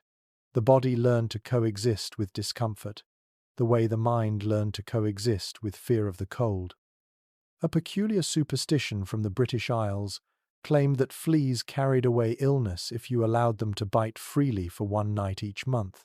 The idea was that your blood's impurities would leave with them. It was a kind of grim optimism, turning misery into medicine. Whether anyone truly believed it or simply needed something to believe, it offered comfort of a sort. You turn your head and look toward the fire, now no more than a faint heap of ash. The room is dim, yet the air feels alive with tiny motions. The soft twitch of a sleeping animal, the whisper of straw, the faint tapping of frost melting and freezing again. This is the pulse of the cottage, imperfect but enduring. A low sound comes from the corner, a pig stirring in its sleep. The air moves, warmer for a moment. You take another breath, heavy with smoke and life, and feel strangely grateful. Even the imperfections carry warmth. Even the discomfort means you are still here, still part of this breathing, flickering world. As you settle back into the straw, the itch fades into the rhythm of the night. Your body learns again the old lesson of endurance. Sleep is not absence, but surrender, and the house holds you gently, alive in every corner, alive even in its smallest discomforts. The cold has deepened again. The air that slips through the door feels sharp enough to slice through breath. Someone stirs near the hearth, pulling a small clay jug from the shadows. You smell it before you see it, that sweet, sour aroma of ale. A quiet comfort in a world without modern warmth, a liquid blanket for the soul. It is well recorded that peasants in medieval Europe rarely drank water straight from wells or streams, especially in winter. Instead, they brewed weak ale, known as small beer. It was low in alcohol, barely stronger than modern lemonade, but the brewing process made it safer and, more importantly, nourishing. The barley and oats left in the mixture added a faint sweetness and a little body to otherwise meager diets. You can imagine the father now, seated by the ashes, taking a careful sip from the jug. The ale is warm from the fire's memory, flat but soothing. It slides down the throat and spreads a faint heat through the chest. He passes it to the mother, who drinks quietly before handing it back. The children will have their turn too. Even they drink small beer, not for pleasure but survival. Curiously enough, records from manorial accounts mention that some families brewed at home using whatever they could find: barley, oats, rye, or even dried peas. The result was often cloudy, thick, and faintly sour. It would not win prizes, but it kept the body moving and the cold at bay. The smell of yeast and malt lingered in cottages year-round, joining the perfume of smoke and sweat. You take in that imagined scent now. It is earthy and alive, faintly sweet, faintly bitter, the smell of effort. Brewing was not a task for leisure, but for continuity. Each household guarded its small supply, measuring portions carefully through winter. The act of sharing a drink before bed was a form of communion, a wordless agreement that life, however hard, still contained small kindnesses. Accounts from travellers and monks often note that ale played a role beyond nourishment. It softened conversation, warmed bones, and filled the long nights with laughter, when laughter was possible. After a day of labour in frozen fields, even a mouthful felt like luxury. People might have sung quietly, old folk songs or hymns reshaped by time. The sound of low voices rising and falling beside a crackling hearth was the medieval equivalent of a lullaby. One curious detail from brewing guides of the period mentions that some peasants added honey or herbs like yarrow or bog myrtle when they could afford them. These ingredients changed the taste and gave the illusion of strength.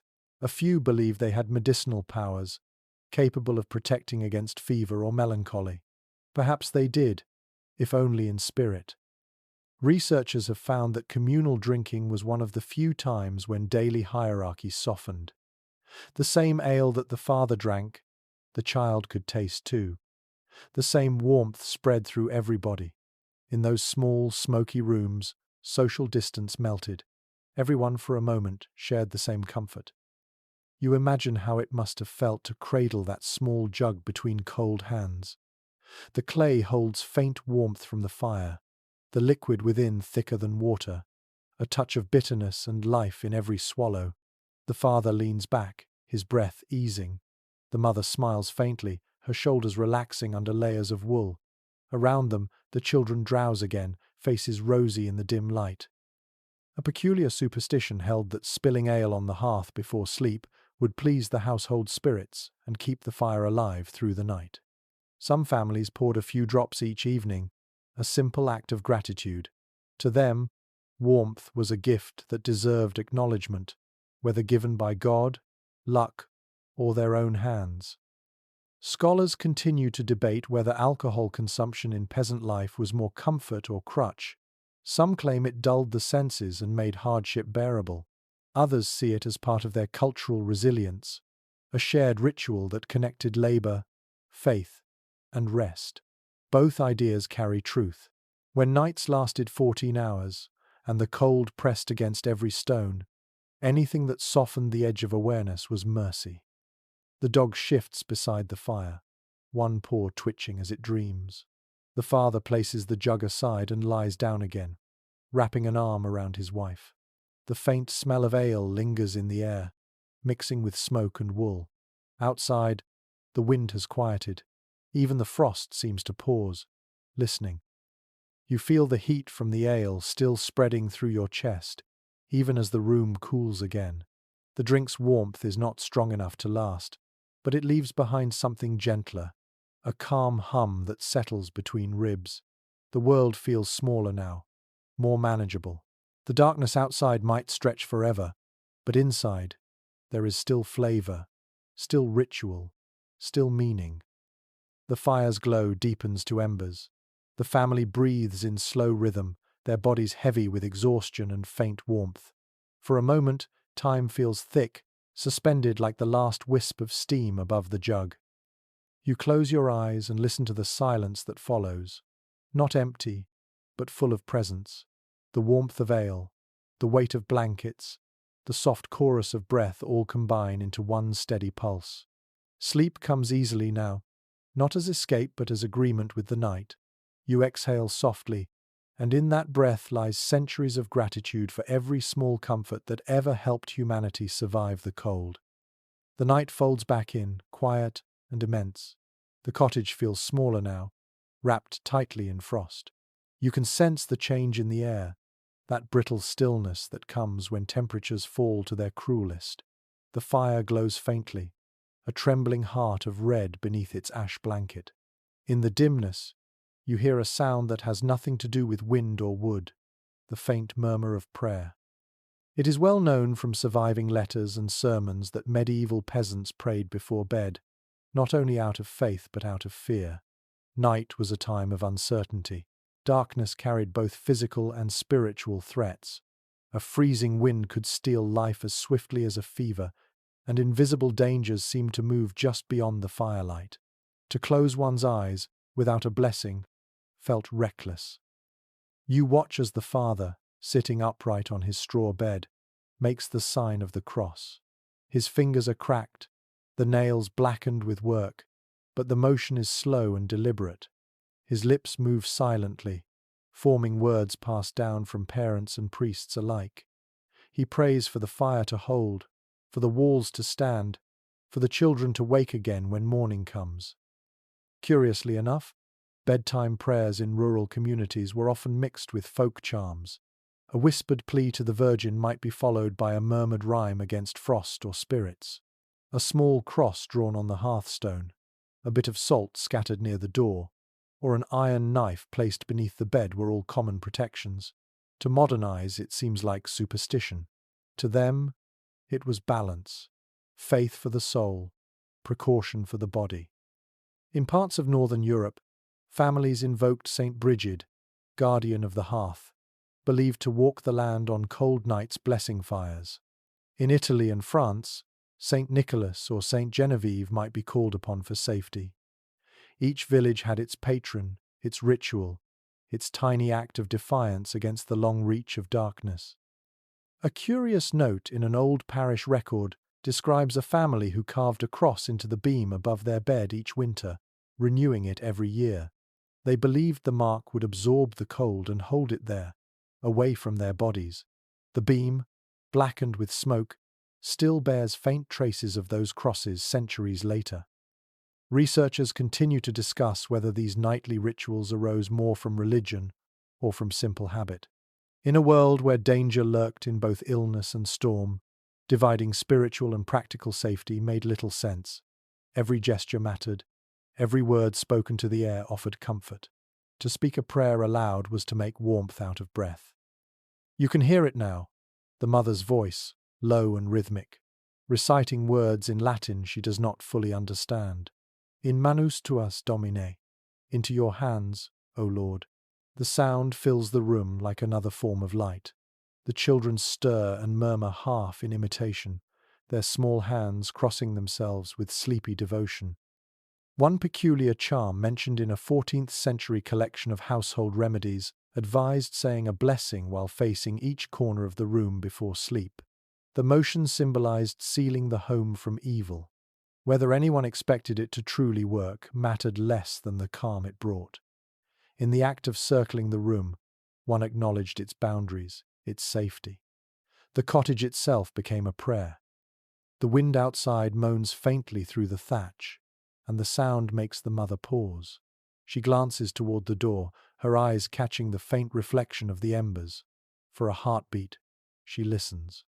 Then she whispers another line, one that belongs not to the church but to old village memory. Keep out the wandering cold. Keep safe the sleeping souls. There is something deeply human in that blend of reverence and fear. To live so close to nature's edge is to understand that faith must be both tender and fierce. It is not lofty, not abstract. It is spoken in the language of survival. Archaeological research on charms found in medieval homes has revealed small tokens tucked into wall cracks or under thresholds. Bits of bone, carved symbols, coins, even children's shoes. People hid them not for wealth but for protection. Each object whispered a wish for safety, sealed into stone like a private prayer. You can almost feel the warmth of that devotion now. The family's breathing slows again, their prayers finished. The last words drift upward, joining the smoke in the rafters. The fire pops softly, as if answering. The room feels lighter, though the cold has not changed. The air carries the faintest sense of peace, a warmth that is not from fire or flesh but from belief itself. A curious tradition in some villages held that angels walked through homes at midnight, touching the foreheads of those who prayed sincerely. The idea comforts you now, even as an observer centuries removed. It captures something essential about these people, their ability to find gentleness amid hardship. You lie still, eyes half closed, and imagine that unseen presence moving through the small room, brushing against the walls, pausing by the hearth. The prayers linger like perfume. The fire flickers once more, steadying as if fortified by the words. Sleep returns, quiet and deep. Outside the frost thickens, but inside the cottage, a fragile warmth holds. It comes not from the fire, not from the blankets, but from faith itself, an invisible shield spun from breath, hope, and habit. You drift into dreams that smell faintly of smoke and candle wax. The last sound you hear is the soft murmur of prayer fading into silence, a lullaby woven from devotion and necessity. The night passes slowly, but morning does not arrive with sunlight. It creeps in as a dim grey glow through the parchment window, thick with mist and cold. You wake before the others, feeling your body heavy and stiff, the ache of long hours curled tight for warmth. Every joint protests, every breath clouds in the air. Yet there is something almost comforting in the stillness, as if the world itself has slowed to match your pulse. It is well observed by historians of daily life that sleep during the Middle Ages was not a luxury, but an act of survival. For most peasants, it was less about rest and more about conserving energy. The winter months demanded endurance, not productivity. When daylight lasted only a few hours, the body obeyed nature's rhythm, surrendering to darkness not for pleasure but for preservation.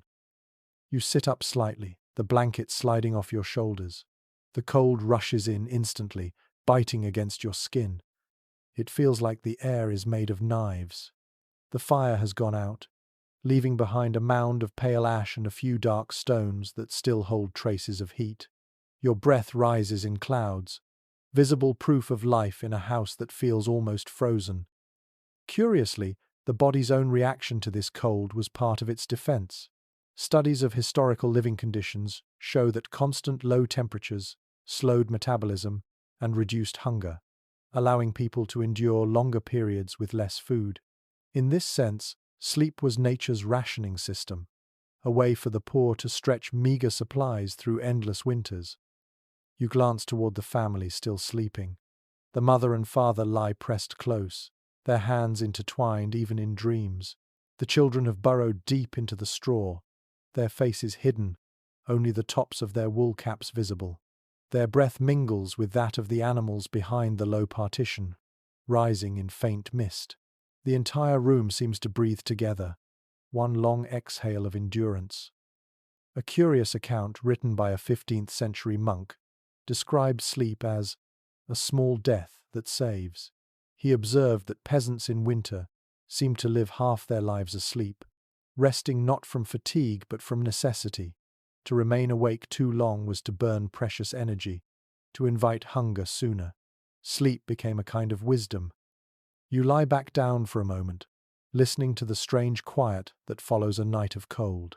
Outside, there are no birds yet, no sound of travel or work. The world waits, heavy under frost. Inside, your own heartbeat sounds louder than anything else. It is easy to understand how people once filled this silence with meaning, believing that spirits passed through it, whispering between breaths. One peculiar superstition recorded in the Alps claimed that if a sleeper dreamed of fire during the coldest nights, it meant the body was truly freezing, and the dream itself was a warning. Whether true or not, it shows how closely life and dream were linked, how even imagination was pressed into the service of survival. Researchers continue to discuss how medieval people understood rest. Some argue that they saw sleep as sacred, a time when the body and soul were closest to God. Others believe it was viewed more practically, simply as a pause before labor resumed. Yet both ideas share a certain reverence. To close one's eyes in such conditions and wake again was no small victory. The father wakes now, rubbing his face with calloused hands. He reaches toward the hearth, feeling for warmth, and sighs softly when he finds only ash. Without speaking, he stands and pulls on his boots, still stiff with frost.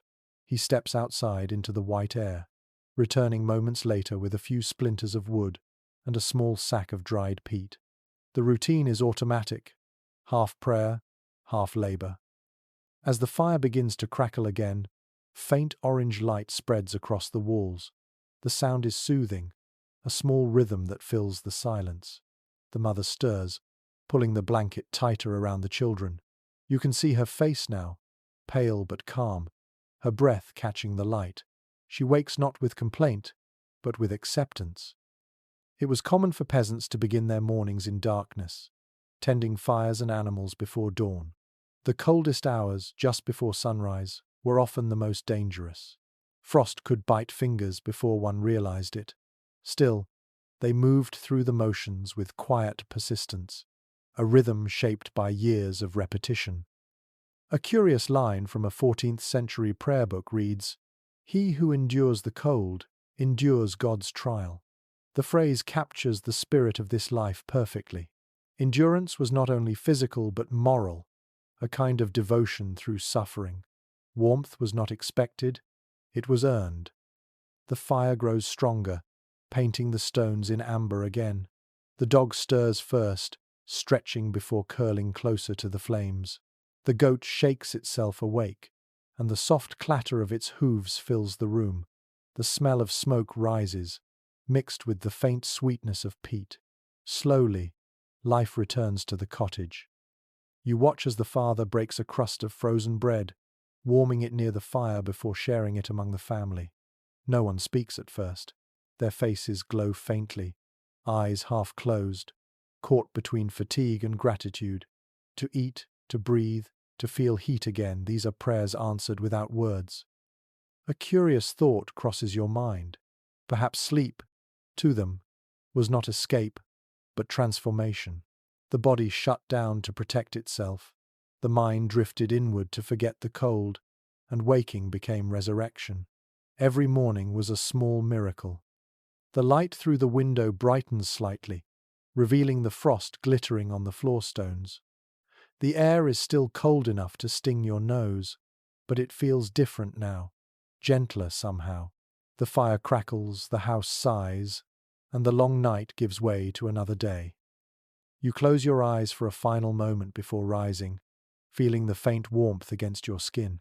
Sleep has done its work. It has carried you through hunger, through cold, through the endless stillness of winter. In this small stone house, survival is not loud or heroic. It is quiet, steady, and deeply human. By the time the sun reaches its highest pale arc, the world outside the stone walls is dazzling white. Snow covers every path, and the air carries the kind of silence that makes even thought move slowly. Inside, however, the day hums with small sounds.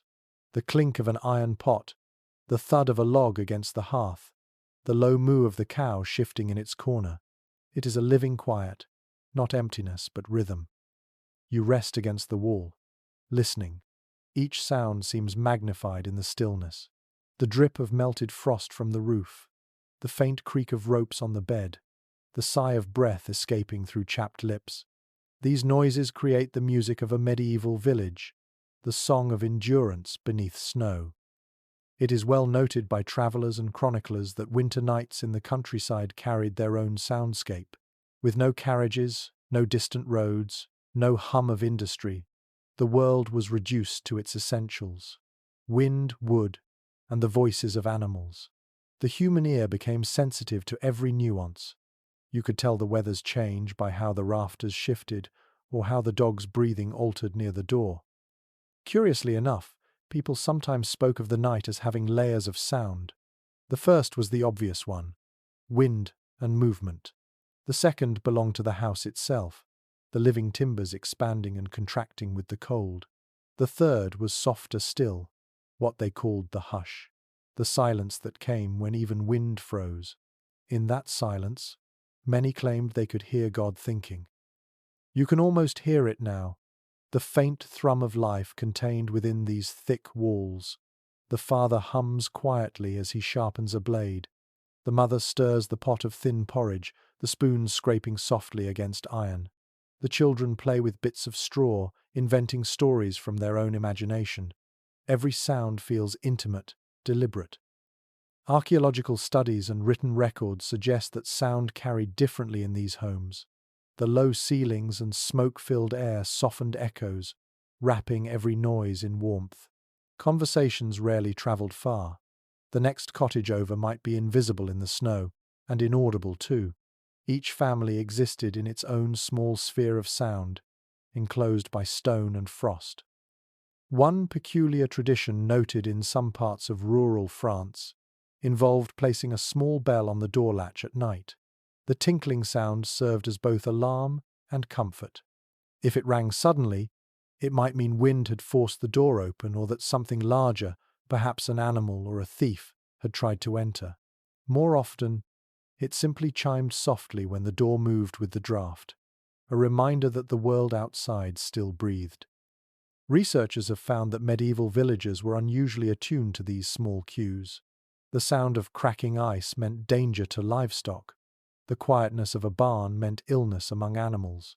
Even human sleep responded to this symphony. One ear always stayed half awake. The phrase, "sleeping with one ear open," was not a metaphor but a habit born of necessity. You listen now to the strange dialogue between silence and noise.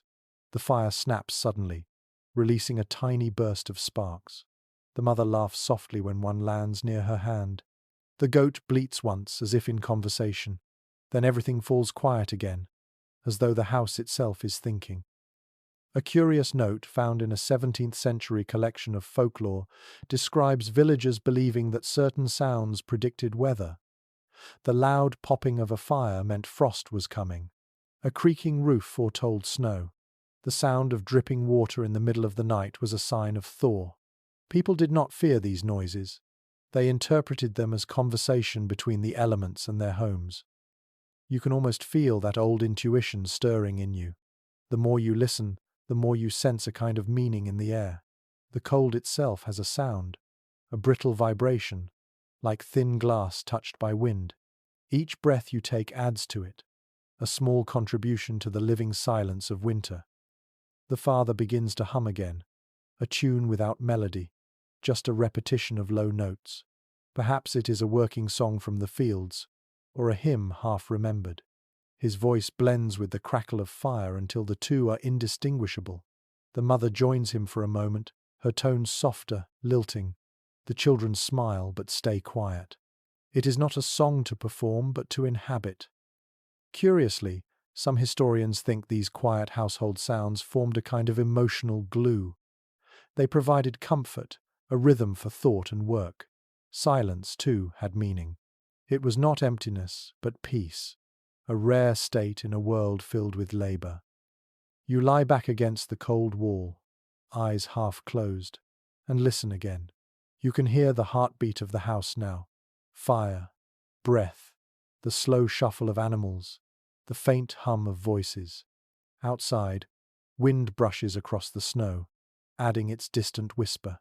Inside, life continues, steady and unhurried.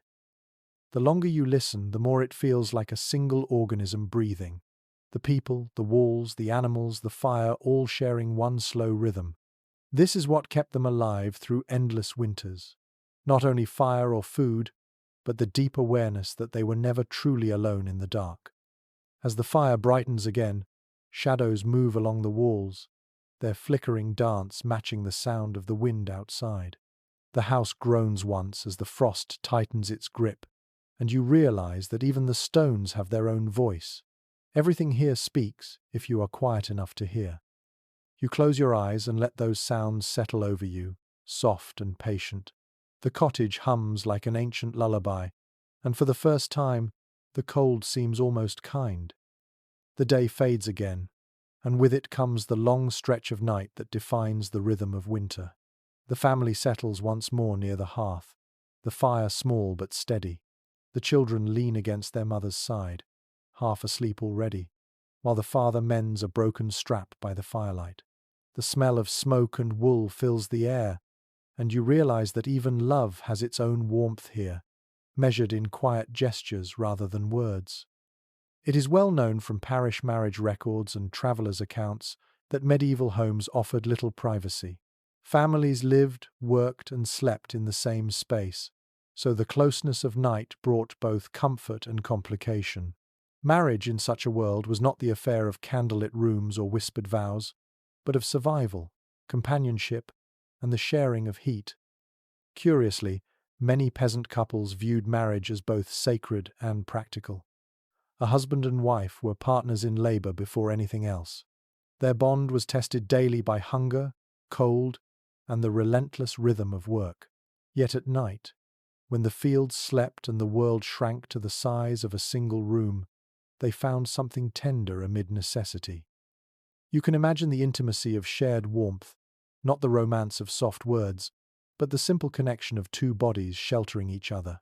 The bed, narrow and rough, becomes a place of trust. The act of curling close is both affection and survival. To love someone in such a place is to keep them alive. According to village customs recorded in the 13th and 14th centuries, sleeping arrangements often followed practical rules. The parents occupied the main bed with the youngest child, while older children slept nearby. A servant, if one lived with the family, would rest near the door. In some regions, newly married couples shared their bed with a younger sibling until they could afford their own space. Privacy was a luxury of walls and wealth. One curious note found in a rural court record describes a young couple who built a curtain around their bed from patched cloth, calling it the house within the house. It was their only claim to solitude. Historians have found similar accounts elsewhere, small signs of humanity's quiet insistence on tenderness, even when surrounded by noise and necessity. Researchers still discuss how emotional relationships functioned in such cramped quarters. Some believe affection was muted by exhaustion, that love was duty and nothing more. Others, examining letters and folk songs, argue the opposite, that hardship deepened emotional bonds, made gestures more meaningful, words more rare but powerful. When warmth was scarce, the smallest touch mattered most. The mother looks across the fire now, meeting her husband's eyes. They do not speak, but their gaze holds the weight of shared years, shared labor, and shared winters. The line of her mouth softens into a small smile, one that carries more warmth than the flames themselves. He returns it quietly, his work never stopping. In that exchange lies everything that keeps this house alive. Folklore across Europe speaks of fire as a witness to love. Couples were said to pledge themselves before the hearth, believing that the flames sealed their bond. Some villages held that if two people's shadows touched in the firelight, their souls would remain intertwined. In a time when priests were rare and marriages often took place without ceremony, such simple acts were both sacred and binding. A curious poem from a 14th century French collection tells of lovers who share a hearth and hunger. The line captures the reality of peasant affection better than any sermon could. To share warmth, to divide bread, To survive together, these were the vows that mattered. You can almost feel that energy in the air now, quiet but powerful. The father's hand brushes his wife's as he passes her a bowl. The mother tucks the blanket around their children. Every action speaks of care. In this life, love is not declared but performed, again and again, until it becomes habit. Some historians note that even in such poverty, acts of tenderness left their traces. Excavations have revealed carved initials on beams, intertwined symbols, and hearts etched into wood. These markings, hidden above doorways or near beds, are the remnants of private devotion, proof that affection found a way to leave its mark even among stone and straw. A peculiar belief from Eastern Europe held that sleeping apart invited misfortune. Couples who failed to share a bed regularly risked losing their warmth, both literally and spiritually. The idea was practical, but it also hinted at the emotional truth behind it. Closeness was survival, and separation meant cold. You listen to the soft sounds of the family now, the crackle of the fire, the rustle of straw, the faint breathing of those half asleep. It feels like a single rhythm, each heartbeat blending into the next. The cottage itself seems to hum with quiet intimacy. The firelight touches the mother's face, her cheek glimmering with warmth, and the father leans slightly closer, not for conversation, but for presence. The night deepens, and the house grows still. Outside, frost stretches its fingers across the fields. Inside, the closeness of bodies and hearts becomes its own kind of heat. You can feel it wrapping around the room, invisible but unmistakable, the warmth of endurance and affection intertwined. Perhaps this, more than anything, explains how people endured. Fire and wool kept their bodies alive, but love, even in its smallest gestures, kept their spirits from freezing. The house breathes softly, as if it too understands the secret. That warmth begins with touch, and touch begins with care. You close your eyes, and the last thing you hear before sleep returns is the faint sound of two hands meeting under the blanket, a gesture so small that it could vanish in silence, yet powerful enough to outlast the coldest winter. The night has turned quiet again, but the stillness carries a soft weight. You open your eyes and see a small shape moving in the dim light. It is a child, no more than 5 or 6, rising from the straw to crawl closer to the warmth. The mother shifts just enough to make space, and the child burrows in beside her, a small sigh escaping like the exhale of a kitten. It is widely noted in parish and household records that children in medieval peasant homes slept close to their parents, often in the same bed. Separate rooms were a luxury reserved for nobles, and even separate mattresses were rare. Most families shared what they had, layering straw and blankets to make a common nest. This closeness was not a sign of indulgence, but of necessity. The smaller the circle, the warmer the sleep. Curiously, children's places in the bed followed an unwritten order. The youngest slept between parents, while older ones nestled on the outer edges. Sometimes they shared a smaller straw pallet on the floor, covered with cloaks. It was a shifting arrangement, practical rather than planned. The important thing was that no one slept alone. In a winter so severe, isolation was not just lonely, it was dangerous. One travelling friar described visiting a cottage on a freezing night and finding the babes tucked as birds beneath the hen. The image fits perfectly. Children huddled beneath their parents' arms, their small bodies absorbing and giving back heat. The sound of their breathing, light and rhythmic, filled the room like a living lullaby. You watch them now in your mind's eye. The eldest child curls near the edge, clutching a scrap of cloth like a toy. The middle one presses close to the goat's flank for extra warmth, small fingers buried in its fur. The youngest, half awake, blinks at the glowing embers before drifting back into sleep. The parents lie still, exhausted but watchful. A cough, a rustle, a small cry, and someone's hand moves automatically to comfort. This is how love looked when the night was colder than words could express. Researchers of medieval domestic life often point out that such shared sleeping taught children cooperation from birth. They learned to move carefully, to fit their bodies around others, to wake without disturbing the rest. The rhythm of family life was literal, a harmony of breaths and movements repeated night after night. A peculiar account from an English manor roll mentions a fine imposed on a peasant family whose child fell into the hearth during the night. It sounds cruel, but it reveals something important. The hearth, though life-giving, was also perilous.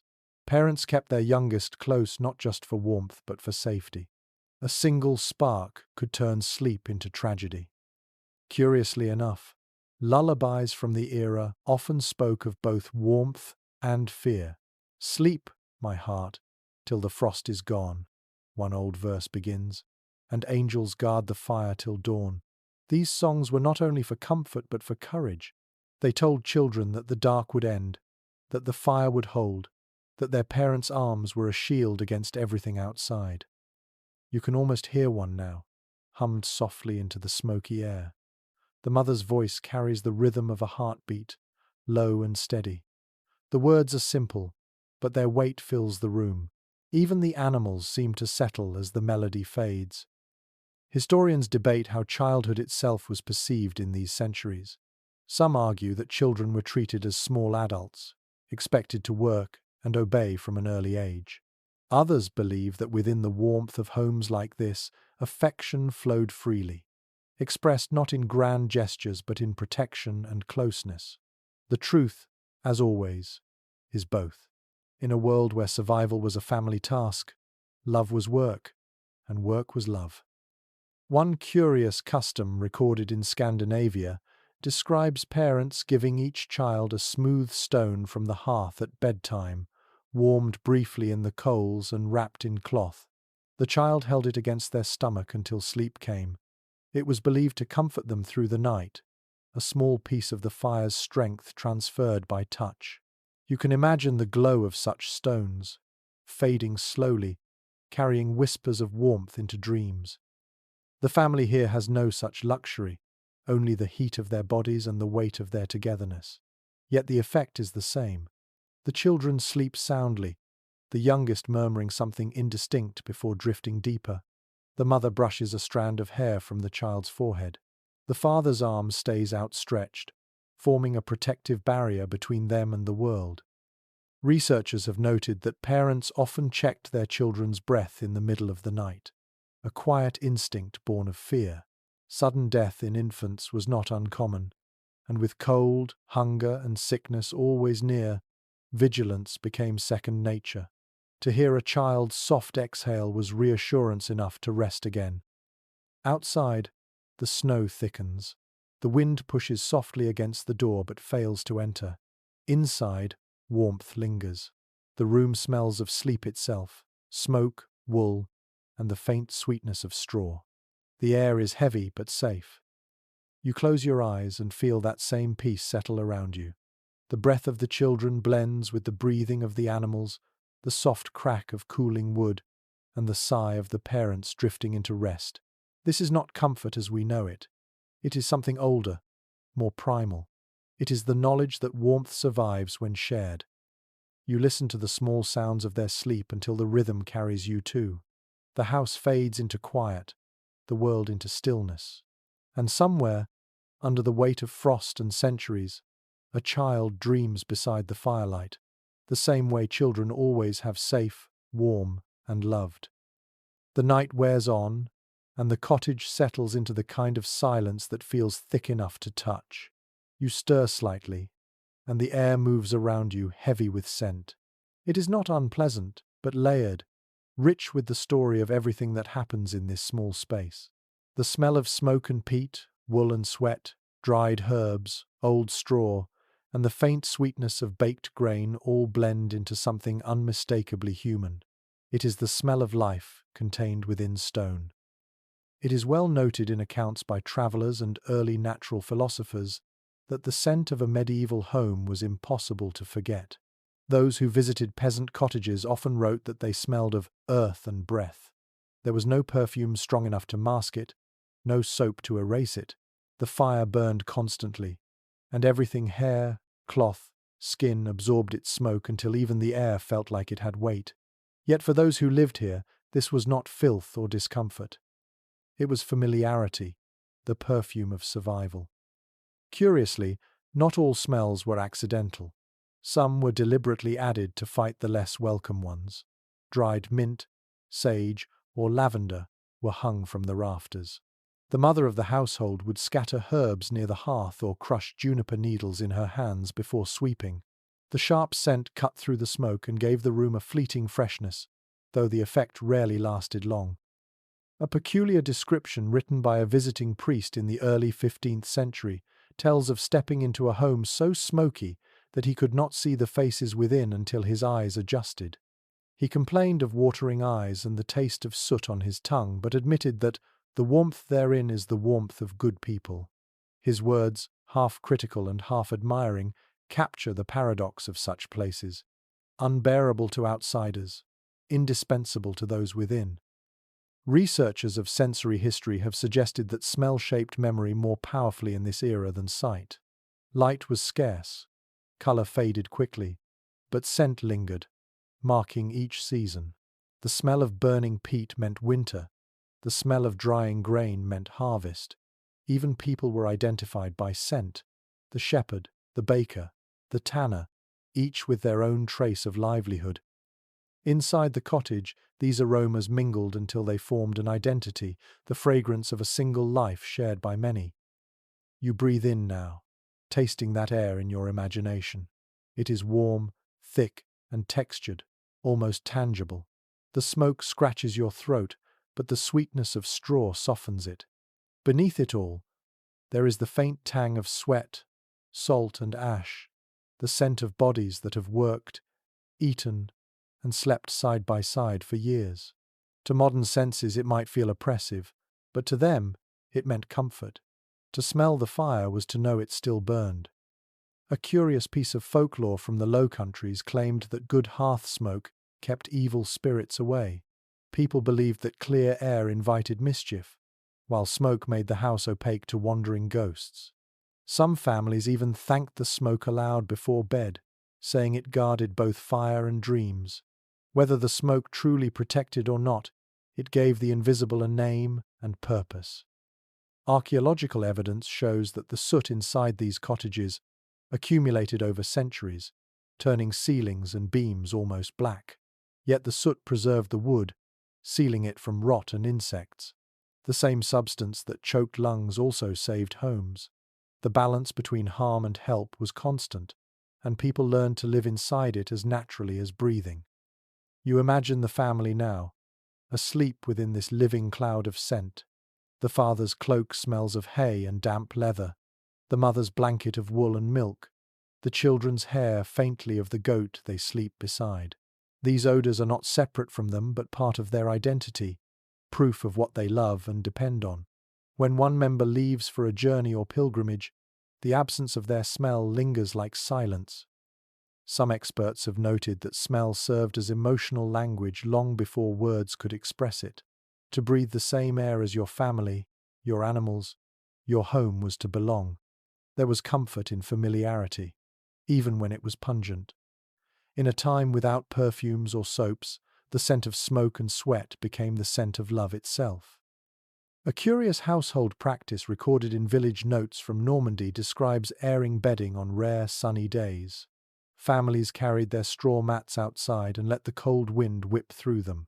The smell of the earth, the frost, and the wind replaced the thick indoor air for a few hours. When they brought the bedding back in, the freshness clung for just one night, enough to make the act worth repeating.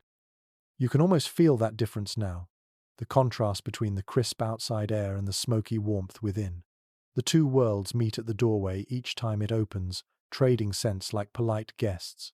For a moment, you breathe deeply, pretending to draw in both the clean cold of the morning and the deep, slow musk of life inside stone walls. Historians continue to discuss how such sensory environments shaped medieval thought. Some argue that living in smoke and earth connected people more deeply to nature, to the cycles of fire and decay. Others believe it dulled their sense of discomfort, forcing acceptance. Perhaps both are true. They lived surrounded by the smell of what sustained them, never separate from it. You shift slightly on the straw, feeling the rough texture against your skin, hearing the soft sigh of the fire. The air feels close but alive, the warmth faint but loyal. You breathe in again, slower this time, and realize how deeply the scent defines the space. It is not filth or inconvenience. It is memory itself, hovering in every corner. Outside, the frost deepens. Inside, the scent of smoke curls lazily toward the rafters, where it will linger for years. You close your eyes, letting that invisible history fill your lungs, a reminder that to live in such a place was to inhale the story of your own endurance. The morning creeps in slowly, pale light spilling across the rough floor. You blink and see your own breath drifting in faint clouds. The fire has gone out again, leaving behind a mound of grey ash and a few glimmering coals. The warmth has vanished with the night. Your body, heavy with sleep, resists the idea of rising, but the cold is persuasive. It pricks at your skin, reminding you that survival is never still. It is recorded in travelers' journals and household accounts that frost often formed inside peasant cottages during the coldest months. Water in cups froze solid, and thin sheets of ice coated the walls nearest the door. Some mornings, families awoke to see their own footprints marked in frost where the cold had crept along the floor in the dark. To us, it might sound unbearable. To them, it was simply winter's way. You sit up and watch the faint sparkle of frost on the inside of the door. It catches the morning light like glass. The floor feels hard beneath your feet, the chill biting straight through to the bone. Around you, the family stirs. The mother rubs her hands briskly, blowing on her fingers before reaching for the poker. The father kneels by the hearth, his breath fogging the air as he searches for a spark. A curious detail from local parish notes mentions that some families slept with buckets or jugs of water beside the fire, not for drinking but to keep it from freezing solid. The water acted as a small heat buffer, preventing frost from reaching the heart of the house. Even so, it was common to wake and find thin ice on its surface, a delicate mirror that cracked with the first touch of a hand. Archaeological evidence supports this vision of frozen mornings. Layers of soot and frost residue found on inner walls suggest that homes regularly dropped to near outdoor temperatures before sunrise. The thick stone held cold as efficiently as it once held warmth. There were no quick remedies, only movement and patience. You can see it now. The father crouches near the hearth, gently blowing on the last red ember buried in ash. A faint orange glow returns, flickering against his face. He adds a few twigs, then a small piece of wood. The flame trembles, catches and grows. Its light spills outward, touching the walls with soft color. Everyone leans toward it instinctively. It is more than heat. It is reassurance that another day has begun. Curiously enough, the smoke that fills the room once again smells different each morning. It depends on the wood, on the weather, on the dampness in the air. Sometimes it stings the eyes. Sometimes it feels like comfort itself. The fire's renewal is a ritual, performed with care and quiet reverence. The first spark of the day was often called the child's breath in old speech, a symbol of new life returning to the house. The children wake slowly, rubbing their eyes, their cheeks pale with the cold. The mother tucks a blanket around the smallest one and moves closer to the fire. Steam rises from their breath as they speak softly to each other. The father feeds another stick to the flame, his expression calm but weary. This moment between freezing and warmth, between silence and sound, happens every morning of winter, repeated for generations. A curious entry in a monk's journal from 1327 describes visiting a village in midwinter and seeing frost hanging like cobwebs inside the houses. He wrote that even laughter froze quickly there, yet he admired how people smiled anyway. Their joy, he said, is the warmth that the sun has forgotten. His words, half observation and half awe, still ring true across time. You breathe deeply, tasting the dry, cold air. It feels almost sweet in its purity. Outside, the frost clings to every branch and fence post, the world glazed in silver. Inside, the fire slowly wins back the room, pushing shadows and cold into the corners. The smell of wood smoke replaces the sting of ice. Life resumes its quiet rhythm. The mother ladles thin porridge into wooden bowls, steam curling upward in graceful threads. The sound of spoons against wood fills the air. The children eat quickly, their cheeks flushing pink again. For them, frost is simply part of the day, something to laugh at when it melts from their fingertips. Historians still discuss how these daily hardships shaped temperament. Some believe that the rhythm of cold and heat, deprivation and renewal taught patience and gratitude. Others suggest it dulled emotion, forging endurance at the cost of comfort. Yet in moments like this, watching warmth return from the ashes, it feels more like faith, a faith not in miracles, but in routine. You watch as the father opens the door briefly. A gust of icy wind enters, swirling ash into the air. Outside, the world shines under a sky the color of pewter. The cold stings your lungs but sharpens your senses. Every sound feels clean. He closes the door again and the house exhales warmth in return. A curious belief from Old English folklore claimed that when frost formed inside the home, angels had brushed the walls during the night. Children were told that touching it gently would bring luck. Perhaps that was how people gave beauty to hardship, turning the signs of cold into blessings instead of curses. You look at the frost again, faintly melting now in the heat. It runs in tiny rivulets down the wall, carrying with it traces of smoke and age. The house smells of fire once more, and the light grows stronger. For a moment everything seems to shimmer the frost, the flame, the breath of life returning. You close your eyes, letting the faint warmth touch your face. The cold is still everywhere, but it no longer feels like an enemy. It feels like part of the pattern, as necessary as air. In the rhythm of freezing and thawing, of silence and flame, you sense the quiet strength that kept these people alive. The frost glitters one last time before disappearing, and you breathe out slowly, as if melting a little of it yourself. The light that filters through the parchment window is grey and thin. The fire is now strong again, its warmth stretching timidly across the floor. The family moves slowly, their bodies stiff from the cold night. The father rises first, pulling on his heavy cloak.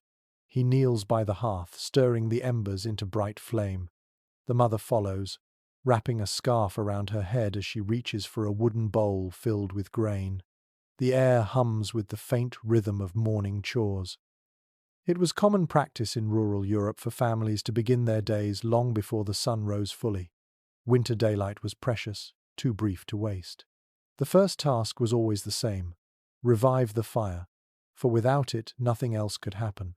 No food, no light, no comfort. The fire was not only a tool, but a companion that demanded care at every dawn.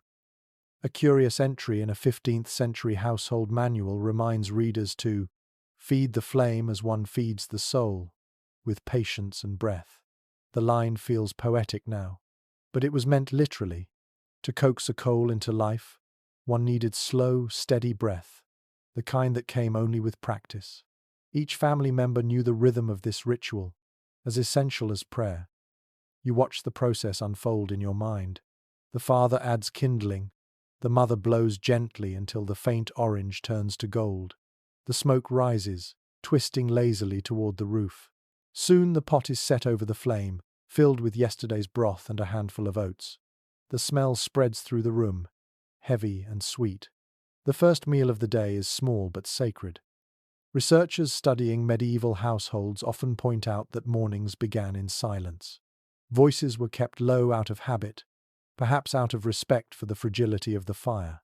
Children watched and learned, their hands clasped around bowls, their eyes reflecting the flame.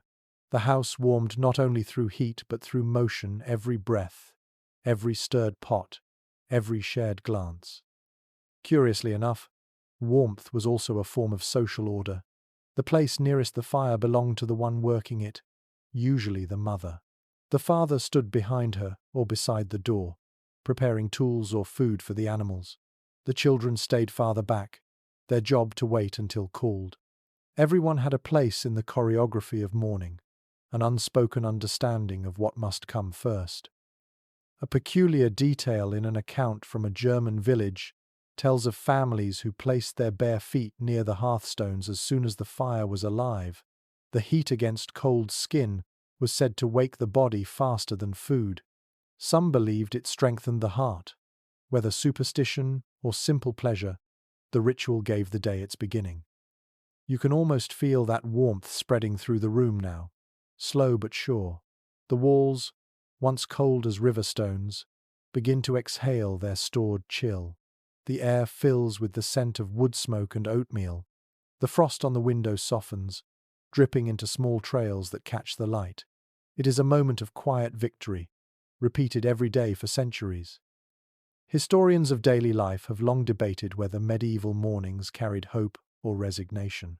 Some describe them as beginnings filled with purpose, others as mere continuations of labor without end. Yet to watch this family move, to feel the gentle comfort in their small successes, is to understand that purpose and survival were one and the same. The warmth of the fire, the smell of breakfast, the sound of life returning, all were enough. The mother hands a steaming bowl to her husband. He nods in gratitude but says nothing. Words are unnecessary here. The children eat next, their faces still flushed from sleep. The room glows brighter now, not from sunlight but from flame. It casts gold over every surface, painting even the soot-darkened rafters with a fragile kind of beauty. One curious observation from an early traveller's diary compares peasant homes at dawn to hives stirred by human bees. The writer meant it kindly. There is motion, purpose, and cooperation, each person tending to their role in the quiet hum of necessity. It is the hour of preparation, the hour that decides whether the day will thrive or falter. You notice the sound again, the crack of fire, the faint scrape of spoon against bowl, the whisper of breath between words. Everything in this room feels alive, in motion, yet peaceful. Even the animals stir in time with the family's rhythm. The goat shakes its head, the cow shifts her weight, the dog stretches near the door. Life renews itself in these small gestures. A curious belief from rural Ireland claimed that a good morning fire could foretell the day's fortune. If the flame burned high and steady, it meant the weather would be kind. If it sputtered or filled the room with smoke, trouble was coming. The mother glances at the fire now and smiles faintly. The flames rise cleanly, bright and clear. Perhaps this day will be kind after all. The father steps outside to check the sky, his breath visible in the still air. The frost glitters like powdered glass.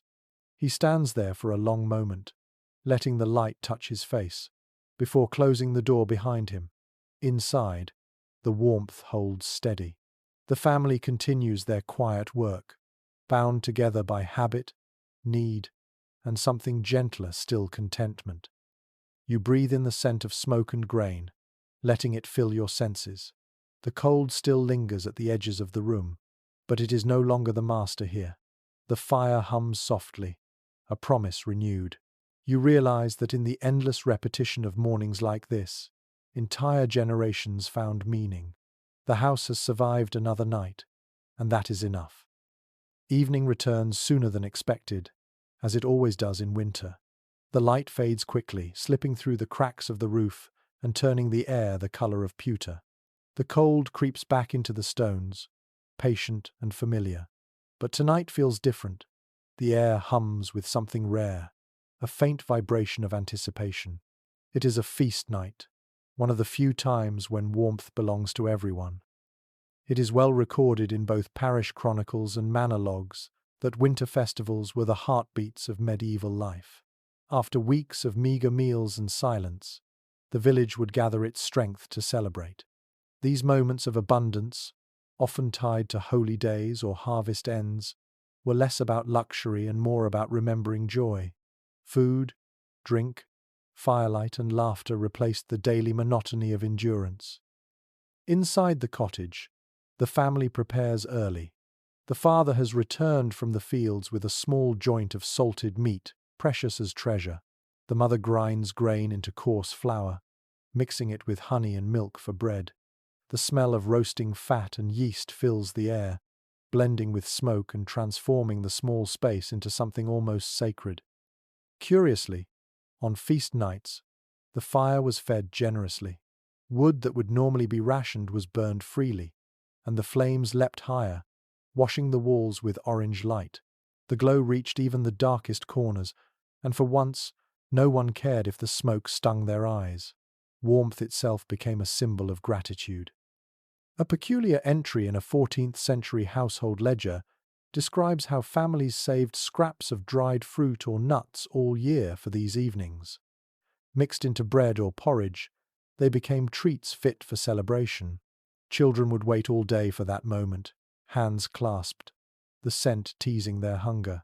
The first taste was always taken in silence, as if acknowledging that joy too required reverence. Researchers of medieval culture often note that warmth and feasting were inseparable. The act of gathering around the hearth was both physical and emotional nourishment. The same fire that kept frost from the door also baked bread, cooked meat, and lit faces with its glow.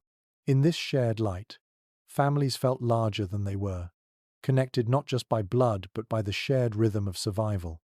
You can almost see it now. The fire burns bright, crackling like laughter.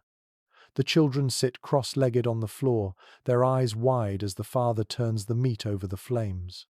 The mother hums a tune from her childhood, a soft melody that fits perfectly into the sound of sizzling fat. Even the goat shifts closer, the reflection of the fire dancing in its eyes. Folklore from several regions claimed that spirits of the ancestors visited homes on winter feast nights. It was said that they sat quietly by the fire, invisible but content, joining in the warmth they once knew. To honor them, families left a small portion of food near the hearth, a gesture of remembrance and respect. Whether or not the dead truly came, the living felt them near.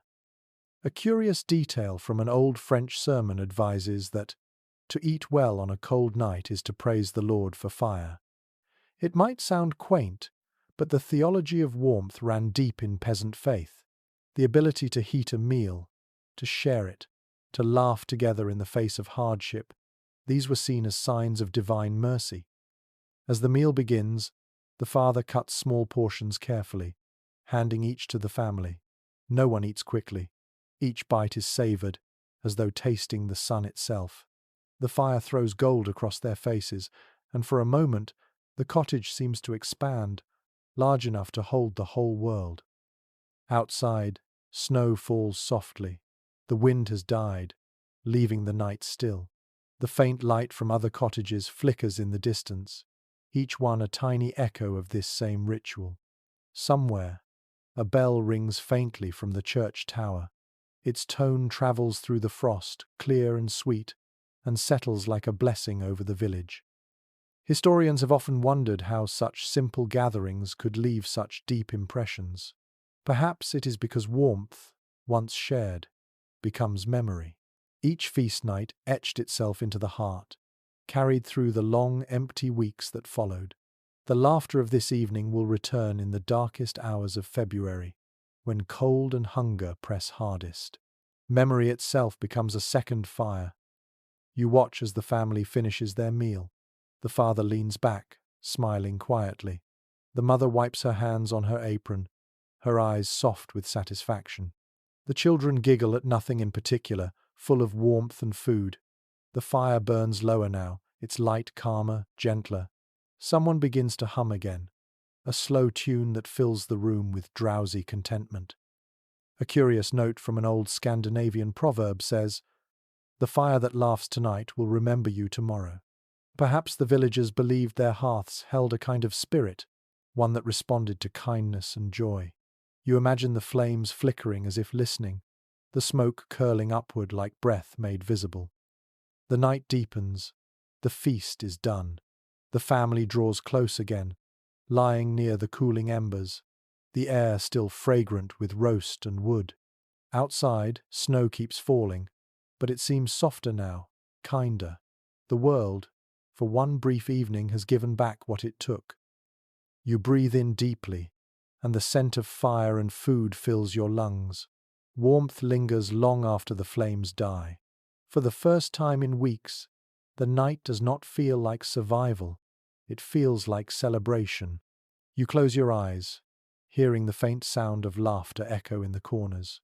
A promise that life, no matter how fragile, can still glow bright against the cold. The feast has ended, yet the warmth of it lingers like perfume. The air inside the cottage feels thicker, almost golden from the fire's memory. The children have fallen asleep quickly, curled together on the straw with faint smiles on their faces. The mother hums quietly as she tidies what remains of the meal, her movements slow, deliberate, and calm. The father sits by the dying fire, his hands open toward it, as if in quiet conversation with the fading light.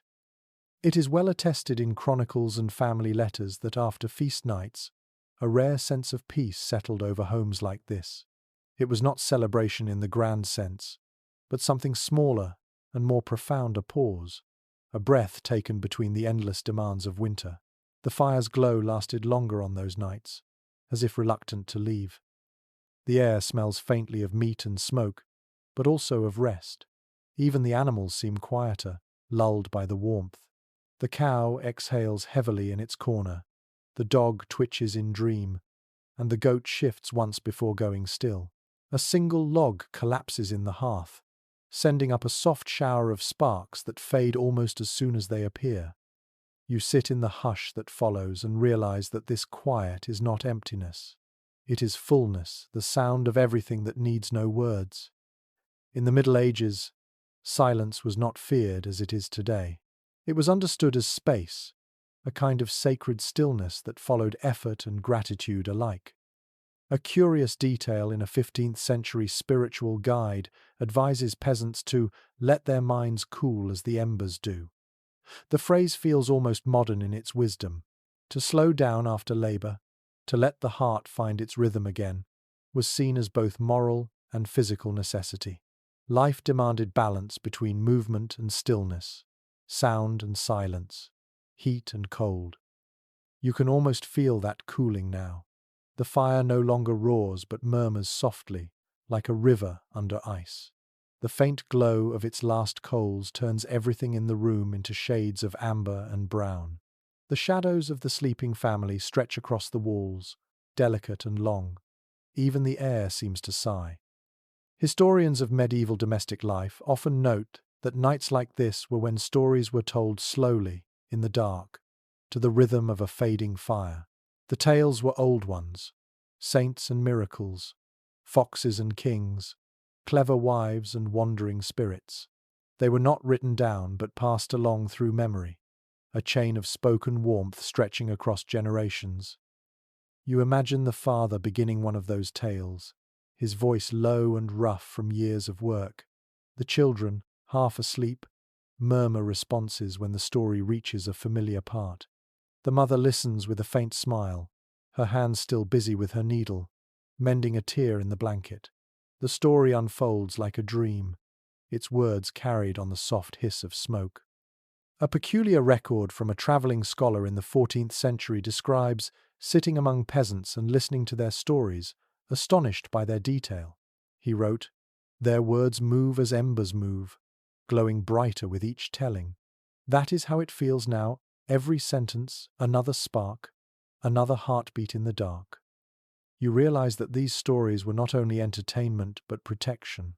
They filled the silence, pushing back the cold and the unknown that waited outside. The mind, warmed by imagination, found courage where the body could not. To speak was to keep the night at a safe distance.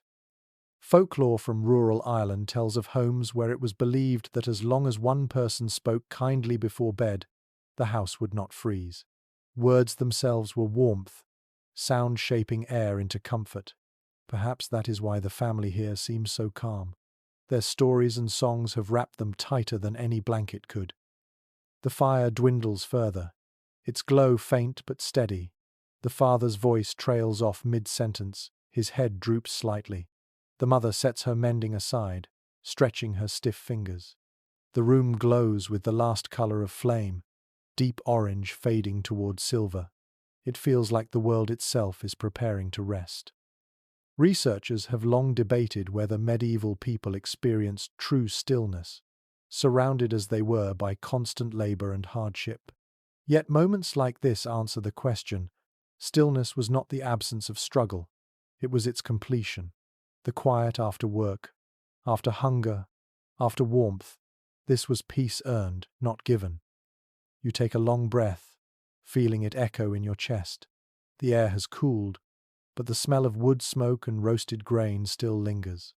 You imagine the taste of the night's meal on the tongue, the faint sting of ash in the throat, the softness of straw beneath your body. Every sensation feels both real and timeless. Outside, the wind returns in gentle whispers. It brushes against the door, tests the cracks in the wall, and sighs through the thatch like a distant lullaby. Inside, nothing stirs. The fire is almost gone now, its last coal pulsing slowly, like the final heartbeat of the day.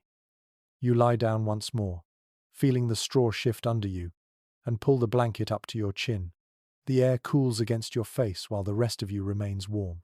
The sounds fade one by one, until only the faint crackle of cooling ash remains. The quiet stretches wide, not empty but vast, as if it holds all the dreams of those who have slept here before you. In that quiet, you understand the true rhythm of this life: struggle, warmth, gratitude, silence. Each night is an ending and a beginning, a slow surrender to the same eternal cycle that shaped the hearts of everyone who ever lived within stone walls and trusted fire to see them through the dark. The last of the fire fades into shadow, leaving behind a faint red glow that clings stubbornly to the ash. The house breathes in silence, its walls thick with the memory of warmth. You lie awake for a while, eyes open to the dark, and you can almost feel the weight of centuries pressing gently against the still air. Everything is quiet now. Even the wind seems to hold its breath. It is well recorded by chroniclers and household historians that winter nights often ended this way: slow, still, and sacred. No candles, no lanterns, just darkness wrapped around the faint pulse of the hearth. The human eye learned to see in shades of shadow, to read the outlines of loved ones by the ghostly glow of cooling embers. To those who lived here, this was not emptiness, but completion. You listen carefully. The dog sighs once in its sleep. The goat shifts its hooves softly against the straw. Somewhere under the roof, a beam creaks as frost tightens its grip. The sounds are small, familiar, and strangely reassuring. In a world without clocks, this was the language of time: breath, wood, and silence. A curious entry in an old Benedictine text describes the dark as a form of grace. It claimed that the absence of light allowed the soul to rest, freed from distraction. Perhaps that is what you feel now. The darkness is not frightening but gentle, protective. It hides hardship, softens thought, and turns everything that moves into a kind of dream. The father stirs once, instinctively checking the hearth. His hand hovers above it, then withdraws when he feels no more heat. Satisfied that the coals are safe, he settles again, pulling his cloak over his shoulder. The mother shifts beside him, her breathing slow and steady. The children lie motionless, wrapped in shared warmth. Their faces glow faintly from the last reflection of the embers. You realize how small this space is, yet how large it feels. Within a few square meters, the entire story of survival unfolds: fire, food, faith, and love. The night does not hide these things, it holds them. Outside, frost spreads across the fields like a silent tide. Inside, the air thickens with breath and memory. Historians have often remarked on the patience of medieval nights. Without the hum of machinery or the glare of light, people simply existed with the dark. They listened to it, trusted it, and let it shape their thoughts. It was in these long hours that dreams took their truest form, blending the sacred and the ordinary into visions that belonged only to firelight and sleep. A peculiar story collected from a northern village tells of families who believed that the last spark of the fire held the soul of the night. To blow it out completely was bad luck, but to let it fade on its own was a blessing. The flame, they said, carried their prayers upward with the smoke. You can almost picture the faint trail curling into the rafters, vanishing into the cold beyond. You close your eyes and breathe deeply. The air is cool now, touched with smoke, wool, and the faint sweetness of hay. The smell is both real and dreamlike, a bridge between waking and rest. The rough blanket scratches lightly against your cheek. Beneath it, the straw shifts with every heartbeat. You feel the world shrinking gently around you until it becomes only warmth, breath, and sound. The line between waking and sleeping blurs. You imagine the fields outside, covered in snow, waiting silently for spring. The trees stand like sentinels in the moonlight. The frozen river gleams faintly, its surface smooth as glass. Far above, stars scatter across the sky, sharp and unbothered by the cold. The same stars the peasants saw 1,000 years ago, the same light that watched them sleep. Inside the cottage, time has no edge. It moves in circles, flame to smoke, breath to frost, silence to dawn. You understand now how people survived the endless winter. It was not just by fire or food, but by rhythm. They accepted cold as part of living, and in that acceptance found peace. The fire's last glow fades into blackness. The house becomes one with the night, indistinguishable from the world around it. The only light left is the faint silver drifting through the parchment window, soft as milk. It rests on the sleeping faces, on the walls darkened by smoke, on the rough beams that hold everything together. And then, at last, you let go. The body softens, the mind drifts, and the house breathes with you. There is no fear, no hurry, only stillness. Outside, frost thickens on the ground, but inside, the warmth of human life endures, pulsing quietly in the dark. You understand now why they did not freeze. The secret was never the fire alone. It was togetherness, the shared breath, the layered blankets, the patience of waiting for light. It was the rhythm of survival turned into art. And as you drift into sleep, you carry that rhythm with you, as ancient as the stones, as tender as the last ember dying into ash. The world fades into quiet silver. The frost outside the cottage glows under a sky scattered with stars. Inside, everything rests. The air is cool, but no one feels the cold anymore. The warmth lingers invisibly, woven into straw, wool, and dreams. The house itself seems to sleep, its timbers creaking softly like the breathing of an old friend. You can still smell the faint sweetness of the fire that burned hours ago. The scent hangs like memory, wrapping around the sleeping family. Each of them has folded into the warmth of the other, hands and hearts touching in the dark. There is no need for speech now. The night understands everything. Outside, the wind drifts across the frozen fields, smoothing the snow until it shines. Somewhere far away, a church bell tolls once, deep and low, and the sound travels like a whisper through the air. The cottage listens but does not stir. Within these walls, time has slowed to the pace of breath. You imagine lying there with them, hearing the rhythm of their dreams, feeling the calm weight of centuries settle around you. The fire may be gone, but the heat remains. The darkness feels soft, not empty but full of life that waits quietly for the dawn. Soon, the first light will come again, pale and cold, touching the stones, waking the house, calling another day into being. But for now, the world sleeps, and so do you. The last ember glows once more, a tiny sun caught in ash, then fades into perfect peace. Good night.